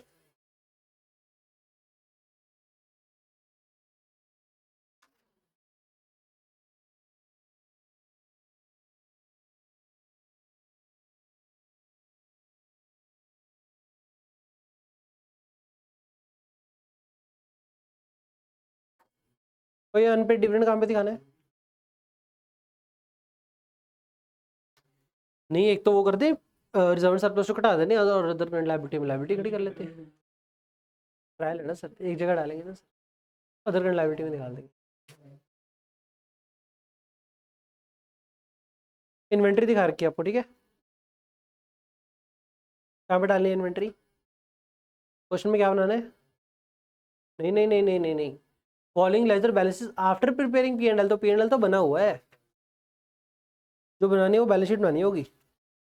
Prepare the balance sheet, कल ही बैलेंस शीट बनानी है। बड़ा ही बड़ा क्वेश्चन है, तो कल ही बैलेंस शीट में लेके जाना है इसको, 20 नंबर का आएगा पेपर में। आपको दिए cost of the asset building 32 lakh, building की कॉस्ट कितनी दी है? 32 लाख, और ऊपर बिल्डिंग कितने में दी है? ये रही 30 लाख, तो what is 2 lakh? Current year डेब्ट, प्रोविजन फॉर डेब्ट, करंट ईयर डेब्ट, प्रोविजन फॉर डेब्ट। ट्रायल पे बिल्डिंग कितनी दी है? 30 लाख। ट्रायल के नीचे दी है बिल्डिंग एट कॉस्ट कितना? 32 lakh. What is 2 lakh? Current year डेब्ट, प्रोविजन फॉर डेब्ट। चलो, अगर आपको करंट ईयर लग रही है तो आप निचली फिगर देखो, फर्नीचर फिक्सर 16.5, उधर फर्नीचर फिक्सर कितने? 13, तो व्हाट इज 3.5 लाख की डेब्ट? करंट ईयर की प्रोविजन, प्रोविजन, तो फिर सारी प्रोविजन ही होंगी कि मैंने के लिए बैलेंस फिगर, सारी प्रोविजन होगी। वो चाहे 1 साल दी हो चाहे मल्टीपल दी, की फर्क पै रहे हैं। तो ये नेट बुक वैल्यू दे रखी है, वो कॉस्ट दे रखी है, डिफरेंस हो गया आपका provision.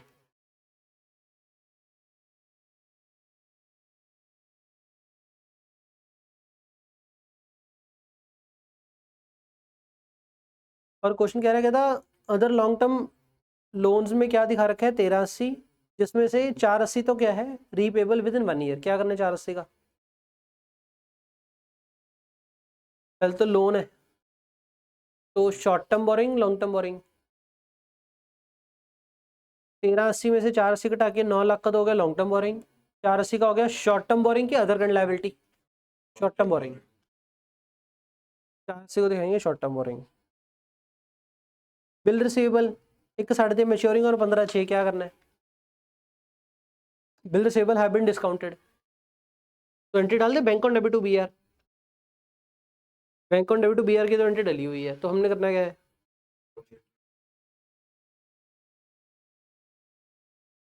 Has been discounted already, क्या वो एंट्री डालनी है मेरे bank on debit to BR? नहीं डालनी, जस्ट क्या देना है? डिस्क्लोजर देना है, मतलब नोट्स लिखना है एक कि हमारे पास बीआर खड़े कंटीजेंट लायबिलिटी। तो bank debit to BR, entry passed earlier, already passed earlier, लिख ले आर्यन भाई, डाउट आया तो।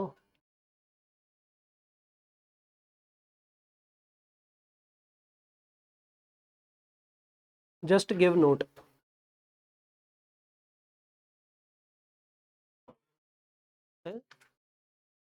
हाँ, नहीं बीआर तो होने नहीं ना, बुक्स खत्म हो गए उनके।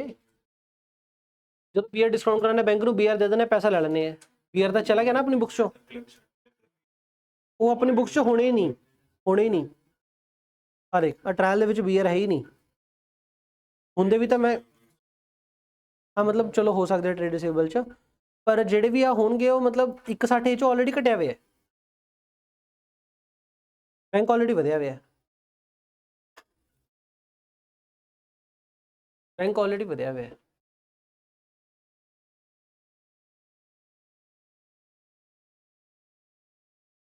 ਅਗਰ ਡਿਸਕਾਊਂਟ ਕਰਾਉਣਾ ਤਾਂ ਬੈਂਕ ਨੂੰ बीआर ਦੇਣੇ, ਪੈਸਾ ਲੈਣੇ ਆ। ਬੈਂਕ ਵੱਧਦਾ बीआर ਘਟਦਾ, ਬੈਂਕ ਵਧਿਆ ਹੋਇਆ ਤੇ बीआर ਆਲਰੇਡੀ ਘਟਿਆ ਹੋਇਆ, ਆਪਾਂ ਕੁਝ ਨਹੀਂ ਕਰਨਾ। ਸਿੰਗਲ ਐਂਟਰੀ ਨਹੀਂ ਚੱਲ ਰਿਹਾ।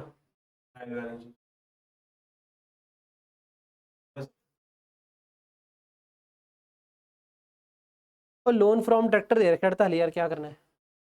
अदर एक्सपेंस में शॉर्ट टर्म बोरिंग है, बस बाइफरकेशन दिखा देना, बाइफरकेशन दिखा देना बस शॉर्ट टर्म बोरिंग में। 35,000 कहते हैं ट्रांसफर करना है to the journals of propose by the director. Transfer कर दे कि नहीं करना, क्योंकि प्रपोज है, करना ही है। इन्वेंट्री ऑफ फिनिश गुड में कहते हैं 5 लाख की लूज टूल है, क्या करें? कुछ नहीं, बस इन्वेंट्री में ले जाओ, अलग से दिखा देना, बस लूज टूल इतने। चलो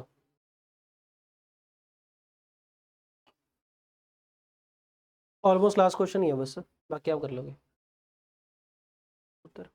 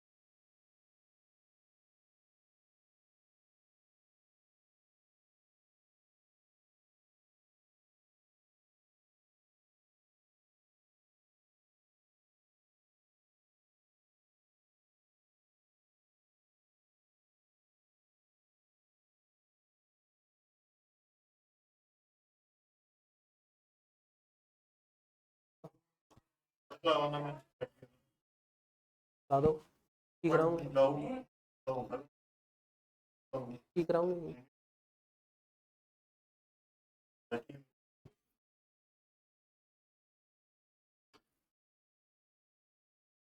ये पक्की मरी नहीं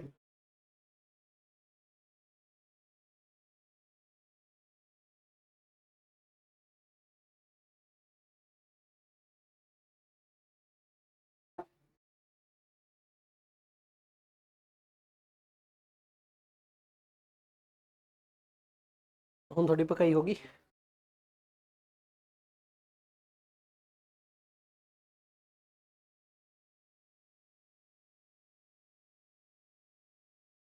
बाकी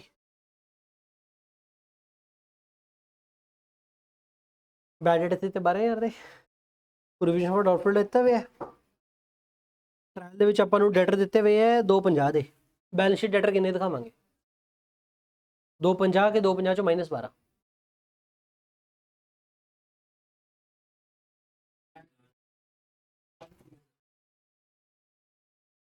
ਇਹ ਉਧਰਲੀ ਕਲਾਸ ਦੇ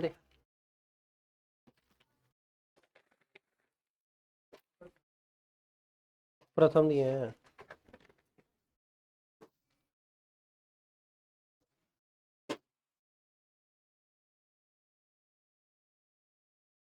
ਡੈਟਰ बैलेंस शीट ਦੇ ਵਿੱਚ 2.5 ਲੱਖ ਹੀ ਜਾਣਗੇ ਠੀਕ ਹੈ ਟ੍ਰਾਇਲ ਚ ਤਾਂ ਆਲਰੇਡੀ ਘਟੇ ਹੋਏ ਹੈ ਦੂਜਾ ਆ ਬੈਡਟ ਕਿੱਥੇ ਜਾਣਗੇ ਫਿਰ P&L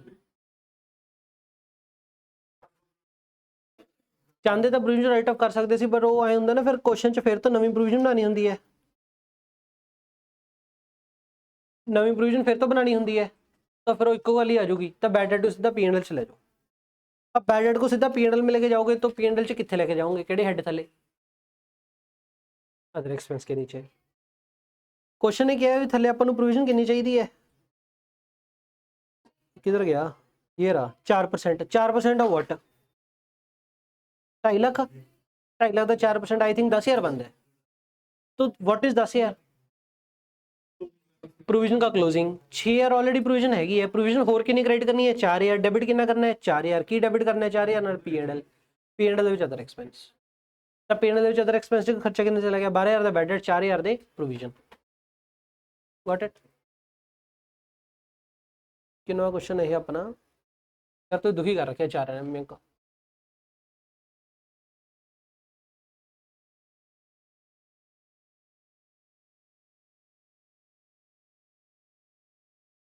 ਤਾਂ प्रोविजन आके 2.5 लाख का 4% 6,000 कटा के एक बैड डेट का खर्चा आ गया 12,000 सॉर्ट है और जो बैलेंस शीट दिखावांगे डेटर आप 2.5 लाख दी है -10,000 प्रोविजन का नवा closing balance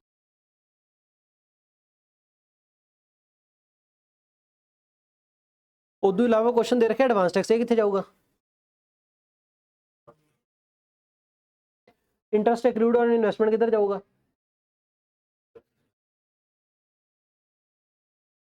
other current asset जाऊगा sir interest accrued on investment तो इंटरेस्ट इनकम होगी तो अदर इनकम में डाल दे क्यों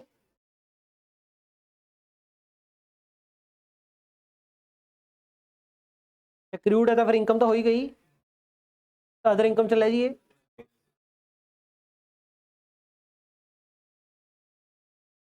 इतने ਆਪਾਂ ਨੂੰ इंटरेस्ट ऑन इन्वेस्टमेंट भी दिता हुआ 24,000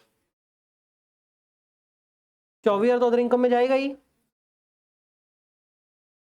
क्योंकि क्वेश्चन केड़ा पॉइंट चल रहा है अपना चलो इंटरेस्ट ऑन इन्वेस्टमेंट 24,000 तो अदर इनकम जाऊगा ही जाऊगा इंटरेस्ट ऑन इन्वेस्टमेंट 24,000 रुपया यार क्या हाँ जाएगा जाएगा ही डाउट यही है भी 24,000 प्लस 4,000 28,000 जाऊगा कि गला 24 जाऊगा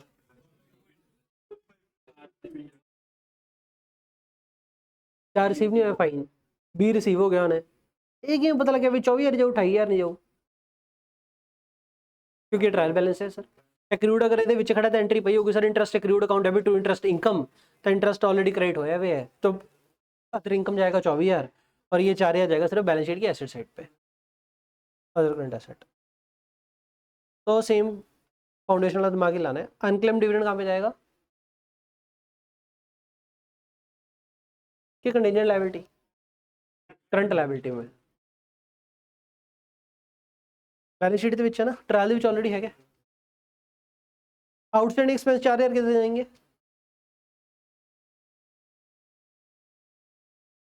अदर एक्सपेंस में जाएंगे कि नहीं?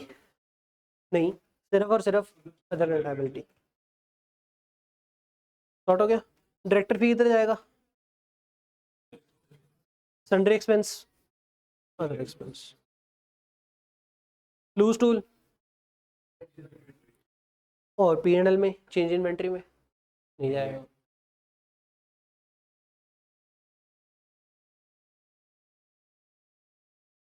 क्लोजिंग स्टॉक में इन्वेंट्री कितनी जाएगी बैलेंस शीट में?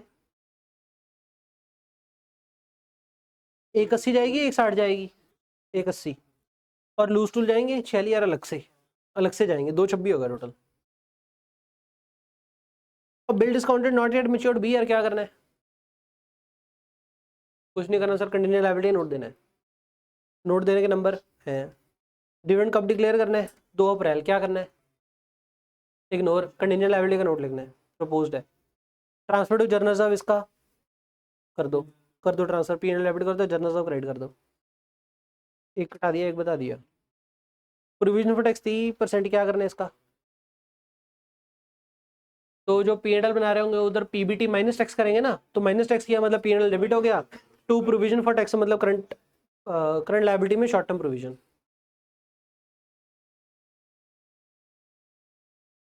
नहीं, आप P&L बैलेंस शीट दोनों बनाई क्वेश्चन च।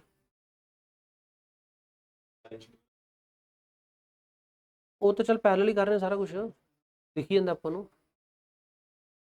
ਆਪਾਂ ਤਾਂ पैरेलल ही कर रहे हैं ना, बैलेंस शीट नोट्स सारा कुछ पैरेलल चल रहा है अपना। अगला क्वेश्चन 5वां। 5वें क्वेश्चन की वैसे वीडियो है आपके पास, भेज रखे है मैंने। ओए खड़ जो लगे छड्डो दे चुप।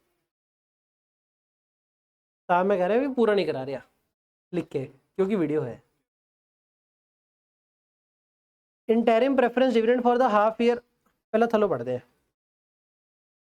Closing stock was valued as 4,500 उत्ते क्लोजिंग स्टॉक। एक मिनट, एक क्वेश्चन आप करना की है, P&L ते बैलेंस शीट दोनों बनानी है यार। एक मिनट यार, ब्लर होया पे वो क्लैरिटी का फर्क है ना कितना, तो लग रहा है कि नहीं फर्क पै गया, पता नहीं क्यों। Prepare P&L and balance sheet. P&L भी बनाना, बैलेंस शीट बनाने। क्लोजिंग स्टॉक थले दे रखा 4,500 उत्ते क्लोजिंग स्टॉक देख लो भाई। इन्वेंट्री एट बिगनिंग दिया हुआ है, परचेज दिया हुआ है। ट्रायल में क्लोजिंग स्टॉक है नहीं क्योंकि ट्रायल के बाहर पड़ा है, तो क्या करेंगे इस 4,500 का? ट्रायल च है नहीं, थले दिता हुआ है। नहीं करी कितना सी 4,500। क्या करना है? एक तो बैलेंस शीट में जाएगा, दूसरा इन्वेंट्री में भी जाएगा। यस, क्योंकि उत्ते है नहीं अंदर, अंदर है नहीं तो परचेज एडजस्ट भी नहीं होता जाऊगा। किमें जाऊगा चेंज इन्वेंट्री च?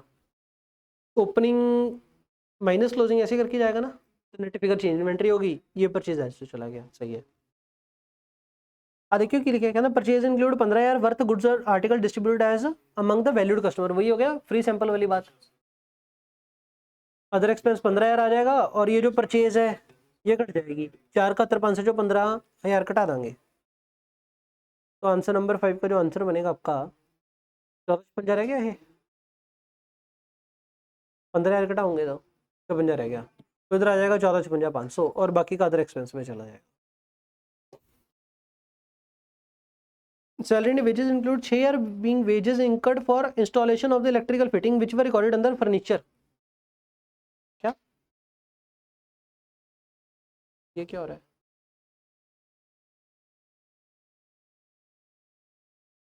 वो तो ठीक है, बैटरी कट रही है बदलने की बजाय।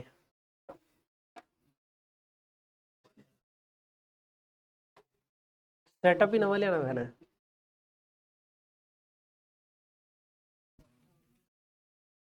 1% रहेगी।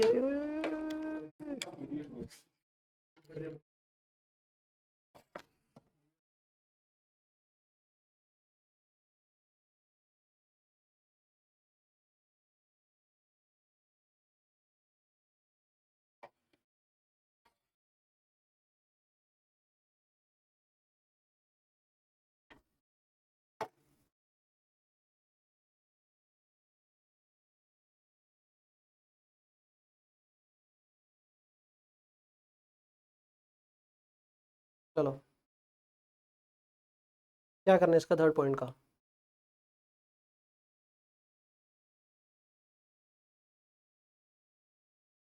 Salary and wages include 6 are being wages incurred for the installation of electrical fitting which were recorded under furniture.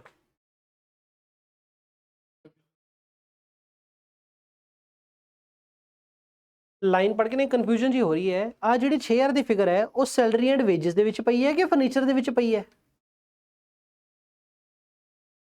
ਫਿਰ ਇੰਸਟਾਲੇਸ਼ਨ ਆਫ ਇਲੈਕਟ੍ਰੀਕਲ ਫਿਟਿੰਗ ਤੇ ਲੱਗੀ ਹੈ। परफेक्ट। फर्नीचर के अंडर सब हेड है इलेक्ट्रिकल फिटिंग। इलेक्ट्रिकल फिटिंग ਤੇ ਜਿਹੜਾ ਖਰਚਾ furniture ਦੇ ਹੈਡ ਥੱਲੇ ਪਾਣਾ ਸੀ। ਤੇ ਇਲੈਕਟ੍ਰੀਕਲ ਫਿਟਿੰਗ ਕੋ ਤਾਂ ਭੁੱਲ ਜਾਓ। ਕੁੱਲ ਮਿਲਾ ਕੇ ਫਰਨੀਚਰ ਦੇ ਹੈਡ ਥੱਲੇ ਪਾਣਾ ਸੀ 6000 ਇਹ ਚ ਪਾਇਆ ਹੋਇਆ क्या रहेंगे क्या फिर? आ ਜਿਹੜੀ सैलरी एंड वेजेस लिखी है वो P&L में जो फिगर डालेंगे वो एक 50 डालेंगे, उधरों एसेट छपा देंगे आप।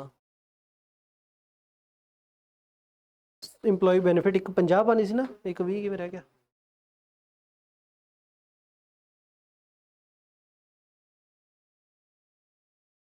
भाई एक 50 आ गया। चलो आगे BR include 4500 being dishonoured bill 50% have been considered recoverable. क्या करें? भाई 2250 का लॉस आ गया तो कहाँ पे जाएगा ये? हेड बैड डेट ही हो गया, अदर एक्सपेंस में जाएगा। और बाकी का 50% 2250 BR डिसऑनर हो गया। एंट्री क्या होती थी BR डिसऑनर की? तो डेटर खड़ी कर लो। ट्रेड रिसीवेबल में BR में से माइनस 45 और डेटर में प्लस 2250। एंट्री पानी रहेगी ना उनका कुछ नहीं।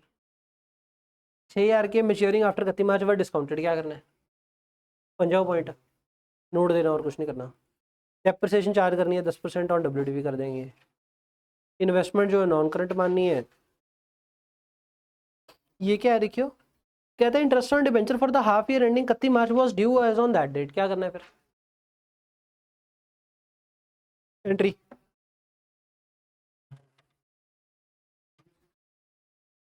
आउटस्टैंडिंग, एक तो P&L में फाइनेंस कॉस्ट और एक आउटस्टैंडिंग। और कितने महीने का? सिर्फ 6 महीने का। क्योंकि मूल्य 6 महीने का आपको इधर दिख रहा होगा। इंटरेस्ट ऑन डिबेंचर मूल्य 6 महीने का 11250 ऑलरेडी पड़ा हुआ है। इधर क्या करना है? अप टू 30 नंबर इसका क्या करना है? कला फाइनेंस कॉस्ट, एक कला finance cost same 11250 finance cost भी और आउटस्टैंडिंग।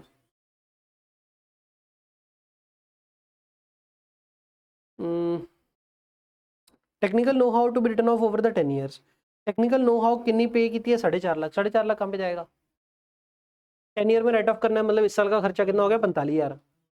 45,000 अमोर्टाइजेशन में जाएगा। बैलेंस शीट में एसेट कितना रह गया आपका? 4,05,000। 4,05,000 किधर जाएगा? इंटेंजिबल एसेट में जाएगा। सेल एंड वेजेस में क्या था? 30,000 डायरेक्टर की रेम्यूनरेशन है, कहाँ पे जाएगा ये? अदर एक्सपेंस में जाएगा। तो सैलरी हो चुका, घटा दो तो पा दो। ये हो गया। क्या क्वेश्चन में इक्विटी डिविडेंड की बात करी? क्या प्रेफरेंस डिविडेंड की बात करी? नहीं, लेकिन नहीं देना चाहिए था। लेकिन न्यू लाइन जो पहले कभी नहीं देखी हमने, ट्रायल में आपको ये दिया हुआ है इंटरिम प्रेफरेंस डिविडेंड। सुबह सुबह क्या बात करी थी हमने? इंटरिम डिविडेंड यूजुअली क्या होता है? इक्विटी वाला। लेकिन स्पेसिफिक का हुआ है interim preference dividend for the half year up to 30 number 18,000। तो पिछले 6 महीने का फाइनेंस कॉस्ट में जाएगा। फाइनेंस कॉस्ट में बिलो द लाइन आइटम है तो रिजर्व एंड सरप्लस में माइनस करके दिखा देंगे। मूल 18 तक हो गया, अगला 18 फॉर नेक्स्ट 6 मंथ करना पड़ेगा। डेडिकेटेड लिख के दिया हुआ है। तो मतलब इस क्वेश्चन में प्रेफरेंस डिविडेंड देना पड़ गया ड्यू टू दिस लाइन। 6% का रेट दिता हुआ है, 6 लाख का 6% 36,000 रुपये पूरे साल का बनता है, 18,000 प्लस 18,000। तो जो आंसर बनाओगे आप क्या करोगे,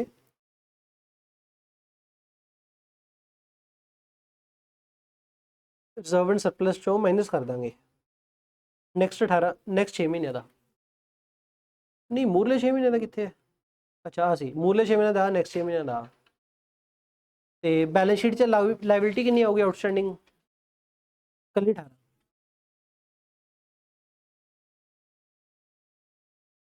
18 कर ली।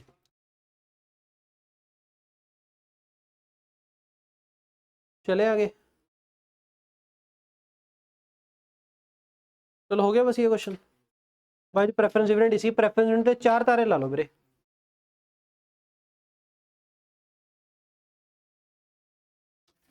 और यहाँ पे पता क्या लिख लो प्रेफरेंस डिविडेंड के नीचे,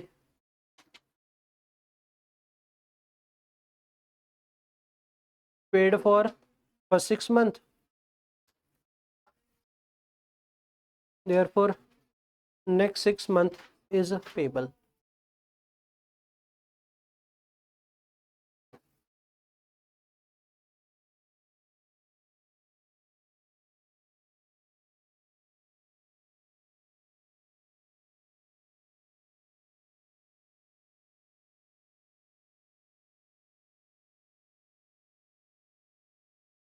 शॉर्ट हो गया, चले आगे।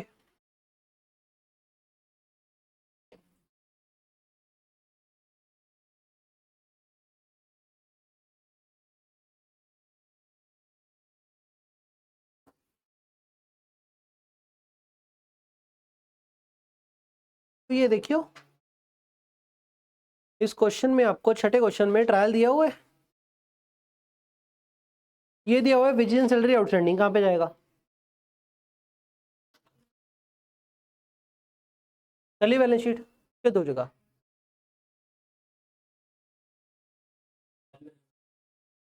ट्रायल बैलेंस बाहर है, ट्रायल बैलेंस विच है, अच्छा मैं कहा दो था ते दो, ट्रायल का टोटल उत्ते आ गया, देखो ट्रायल का टोटल उत्ते आ गया, तो ट्रायल तो आफ्टरवर्ड है, तो जो दो जगह होगा, होमिया जी इन्वेंट्री है भी दो जगह होगी, वो कुछ लिख लो, डाउट होगा करे आगे।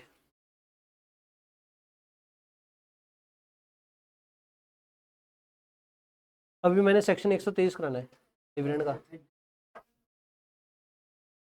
अभी आपके अमेलगमेशन और कैश फ्लो के डाउट भी लेने हैं।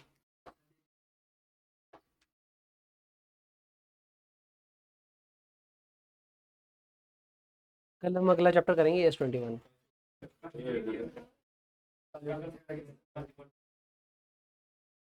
दस तो क्वेश्चन है, वो अगले दो तो छोटे ही हैं,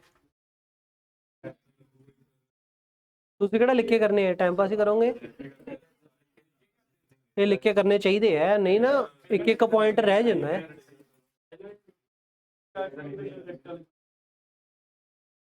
मैं परसों थोड़ी कापी चेक करूंगा, परसों थोड़ी कापी चेक करूंगा मैं, अमेलगमेशन। एक और गल, परसों 8:30 आया करो यार, 9 बजे तक इकट्ठे होने हो, 8:45 तक क्लास जमा खाली सी, 8:45 तक क्लास जमा खाली, तेरा लेट चल जाता है, छेती आया करो। परसों मैं कॉपी चेक करने सकती हूँ, अमेलगमेशन कैश फ्लो शेड्यूल 3 सारे लिख के किया होवे, करना ही चाहिए ना यार, 2 बारी तो सारे क्वेश्चन, तीजी बार जो मर्जी करी चले हो, तीजी बार अपन टेस्ट नंबर चाहिए होंगे गले। चलो ये वाले और किसी क्वेश्चन कुछ समझाने वाला नहीं है, अब रह गए डिविडेंड वाले 2 क्वेश्चन, खड़ जाओ एच भी हो, खड़ जाओ आंदा ही है, पेपर में 5 नंबर का क्वेश्चन आया होता है। सेक्शन 123 क्या बोलता है, डिविडेंड या तो पे करना है करंट ईयर प्रॉफिट से, या पे करना है पुराने साल के प्रॉफिट से, करंट ईयर के प्रॉफिट से पे करना है तो कोई दिक्कत नहीं है। एग्जाम्पल के लिए, एग्जाम्पल के लिए सुन लिया बताओ, let's say equity share capital कितनी खड़ी है हमारी, 15 लाख खड़ी है, ठीक है जी, 15 लाख का हमने कितना परसेंट पे करना है, 10% पे करना है, तो डिविडेंड कितना पे करना है हमने, 1,50,000। करंट ईयर का जो प्रॉफिट आया ना, लेट से आपका कितना है 20,000, करंट ईयर का प्रॉफिट कितना है 20, हमने पे कितना करना है 150। आउट ऑफ रिजर्व कितना पे करना है, आउट ऑफ रिजर्व कितना पे करना है 31। जब जब आउट ऑफ रिजर्व पे करना है ना, तब तब सेक्शन 123 को दिक्कत है, जब तब तब कंपनीज एक्ट को दिक्कत है। अगर मेरा प्रॉफिट 2 लाख होता तब 123 बीच में ना आता, बांध देते। 123 आएगा ही कब, जब करंट ईयर का प्रॉफिट कम है, डिविडेंड ज्यादा है।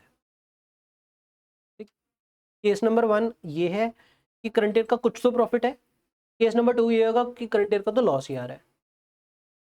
तो बुक में 2 ही क्वेश्चन है, एक एटलीस्ट प्रॉफिट आएगा, दूसरा लॉस आ रहा है। लॉस आ रहा है तो थोड़ा हट तरीके नाल है, प्रॉफिट तो है।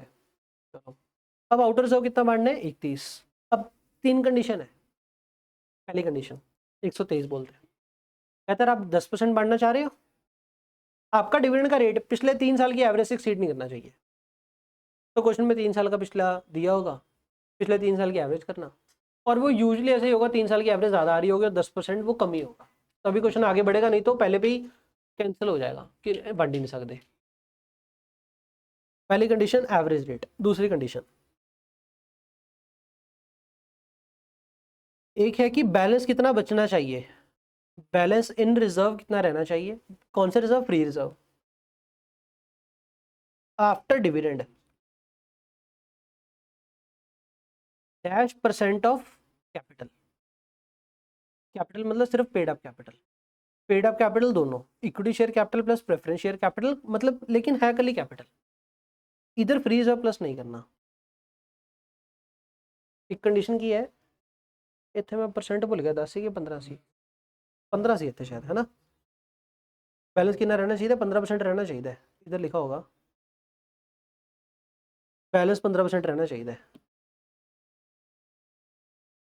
बैलेंस इन फ्री रिजर्व 15% होना चाहिए, आफ्टर डिविडेंड कितना होना चाहिए 15% of paid up share capital.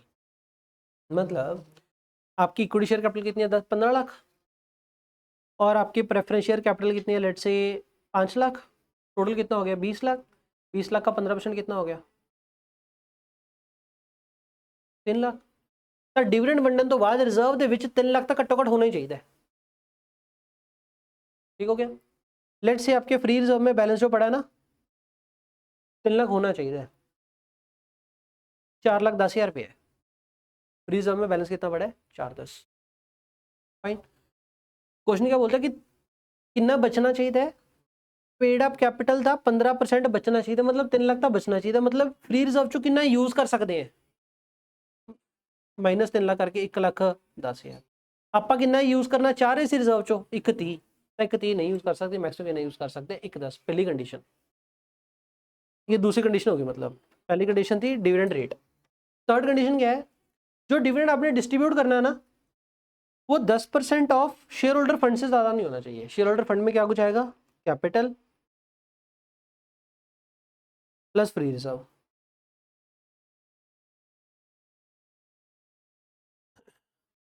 एक और गल, इतने जो 10% है ना, वो कैपिटल प्लस फ्री रिजर्व ही है, सारे रिजर्व एंड सरप्लस नहीं है। एसपीआर उस पर नहीं बीच जोड़ना। डिविडेंड जितना बांटना है वो 10% से ज्यादा नहीं होना चाहिए, 10% of capital plus free reserve. SPR पूरा शेयर होल्डर फंड नहीं है, कल्ला paid up capital plus free reserve.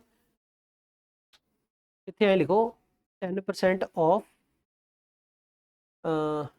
Equity share capital plus paid preference share capital plus free reserve plus SPR CRR, ये वर्ड लिख के काट दो। तेरा कुछ नहीं करना कि डिविडेंड कितना देना है मैक्सिमम। अच्छा एक जी तीन कंडीशन कहती है, आउट ऑफ फ्री रिजर्व कितना कटना है, maximum dividend that could be drawn from accumulated reserve. Free reserve चो कितना कटना है, टोटल डिविडेंड तो करंट ईयर का प्रॉफिट तो दे ही सकते हैं, प्लस फ्री रिजर्व चो कितना दे सकते, टोटल डिविडेंड वो बनूगा।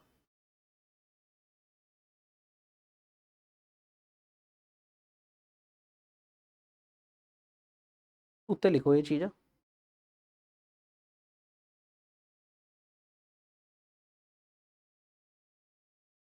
Total dividend equal to dividend out of current year profit plus dividend out of free reserve.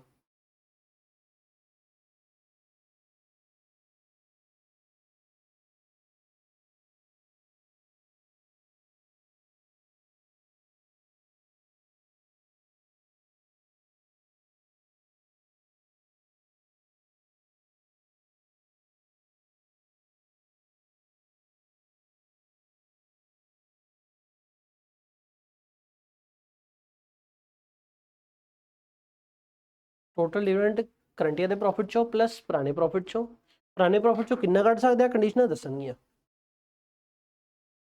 मतलब जिवें एग्जाम्पल बना रहे हैं, कई बार थोड़ा ऐ लग सकता है मैक्सिमम डिविडेंड कितना दे सकता है 1.10, पर नहीं 1.10 प्लस आह 20 टोटल डिविडेंड जो वंडिया जा सकता है 1.30 है। उधरों 10% तो वध नहीं बनना। कैपिटल कितनी है ते आ कितने 20 लाख। फ्री रिजर्व ऑलरेडी कितने पे अपने को 410 410 2410 हो गया तो 10% कितना हो गया 2,41,000 तो वध नहीं बनना। आप तो वध वंड ही नहीं रहे। अब मैक्सिमम डिविडेंड कितना जा सकता है आपका करंट ईयर प्रॉफिट जो 20,000 प्लस पुराने प्रॉफिट में से कितना जा सकता है 1.10 तो टोटल कितना जा सकता है 1.30। शॉर्ट हो गया। यही एग्जाम्पल ਦੇ ਵਿੱਚ अगर मैं ਤੁਹਾਨੂੰ ਇਹ ਚੀਜ਼ ਕਰਾਂ करंट ईयर ਦੇ ਵਿੱਚ लॉस कर दो 20,000 ਦਾ प्रॉफिट नहीं है 20,000 ਦਾ लॉस है ਤਾਂ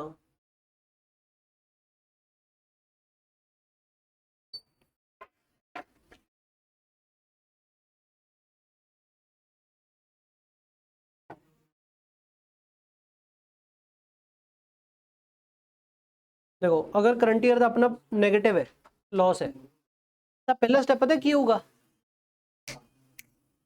फ्री रिजर्व कितने रखे सी आप फ्री रिजर्व अपने 4,10,000 सी।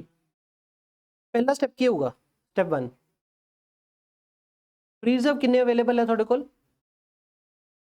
सर 410 सीगे लेकिन जो करंट ईयर का लॉस है पहला तो लॉस सेटअप करो 90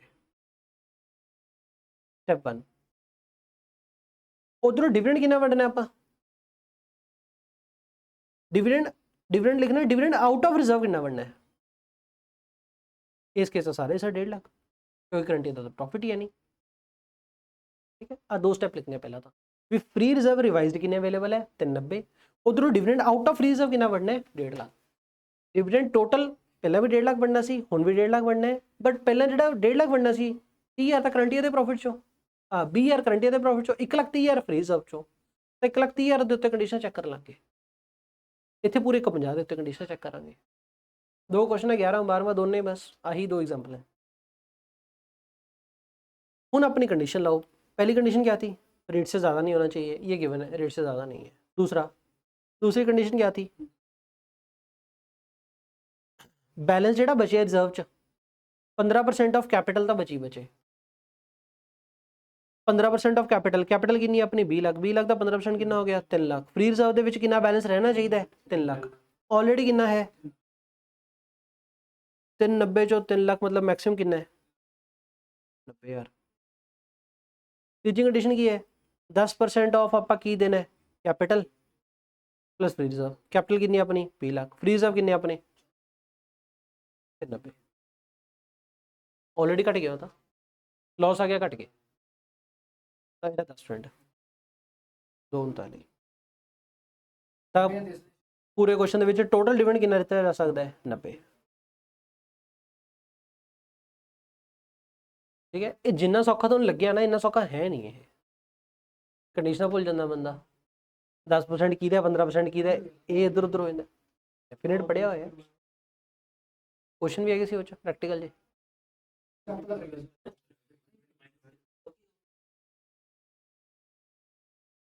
हाँ क्वेश्चन भी प्रेफरेंस यूनिट भी हो सकता है तो जेड़ा प्रॉफिट चकना है before preference unit after preference unit चलो जब प्रॉफिट है तो ये प्रेफरेंस यूनिट तो बाद ये चकना है। अगर ये तो लॉस वाला क्वेश्चन है अगर ये प्रॉफिट वाला क्वेश्चन हो इनफैक्ट आ एग्जाम्पल है जो क्वेश्चन है ना इस प्रेफरेंस यूनिट है तो पहला की करना है प्रेफरेंस यूनिट घटाना है अगर प्रेफरेंस डिविडेंड होवे तो आ देखो पैट कितना आ गया 3 लाख, पैट चो पहले प्रेफरेंस डिविडेंड आता, करंट ईयर दा प्रॉफिट अवेलेबल फॉर डिविडेंड कितना 1,42,500, टोटल डिविडेंड प्रपोज कितना 8 लाख, 8 लाख ਦੇ ਵਿੱਚ 1,42,500 तक मतलब करंट ईयर दा प्रॉफिट ਵਰਤਿਆ ਜਾਊਗਾ। पास ਦਾ प्रॉफिट कितना ਵਰਤਣਾ ਆਪਾਂ 56,500, ਪਹਿਲਾਂ ਇਹ ਲਿਖ ਲਿਆ ਮੈਂ dividend out of free reserve कितना 56,500। फिर मैं कंडीशन चेक करने गया, रेट सैटिस्फाइड, एवरेज 12%, ਅਸੀਂ 10% देना चाहते दे लो, दूजी कंडीशन बैलेंस कितना बचना चाहिए 15%, कैपिटल देखी हाँ ਉਹਦਾ 15% कितना आ गया इन्ना, रिजर्व किन्ने पे 25 लाख, 25 लाख चो 15% तो छड़ना ही है, कितना दे सकता है 10,37,500। थर्ड कंडीशन की है ਇਹਦਾ 10% ही देना, कितना देना है 12,25, तो मैक्सिमम कितना दे सकता है 10,37,500, रिजर्व चो इन्ना यूज कर सकता सी, मैं रिजर्व चो कितना यूज करना है 657 ही करना है, कर लो तो 657 यूज कर लो, तो 1,42,500 आ यूज कर लो, टोटल 8 लाख का डिविडेंड वट दो। अगला क्वेश्चन लॉस वाला है, तो लॉस वाले क्वेश्चन की करना है, पहला जो थोड़ा करंट ईयर का लॉस है 5 लाख का घटा दो, वो थोड़े रिजर्व रिवाइज कितने 95 लाख, उदू बाद जो करना ना 10% ऑफ रिजर्व वो 95 लाख चकना है घटे हुए रिजर्व। इतने आप जो करना आप कहना रिजर्व कितने अवेलेबल है 15 लाख, वो 15% ऑफ कैपिटल घटा दो, इन्ना डिविडेंड मैक्सिमम पे कर सकते, रिजर्व चो कितना यूज कर सकते 20 लाख, इधर रिजर्व कितना यूज कर सकते हैं 59.5, आप कितना करना है 50 पर मैक्सिमम 20 कर, तो आंसर की देता कि मैक्सिमम 20 लाख दे सकते हो, 20 lakh out of face value, तो 4% का डिविडेंड बनया जा सकता, आप कहेंगे असं 4% ही बन सकते, तो बाद बढ़ नहीं सकते, नॉट अलाउड। सॉर्ट है जी, शेड्यूल 3 की सारी इंपॉर्टेंट एडजस्टमेंट सब कुछ मैंने करवा दिया। What next.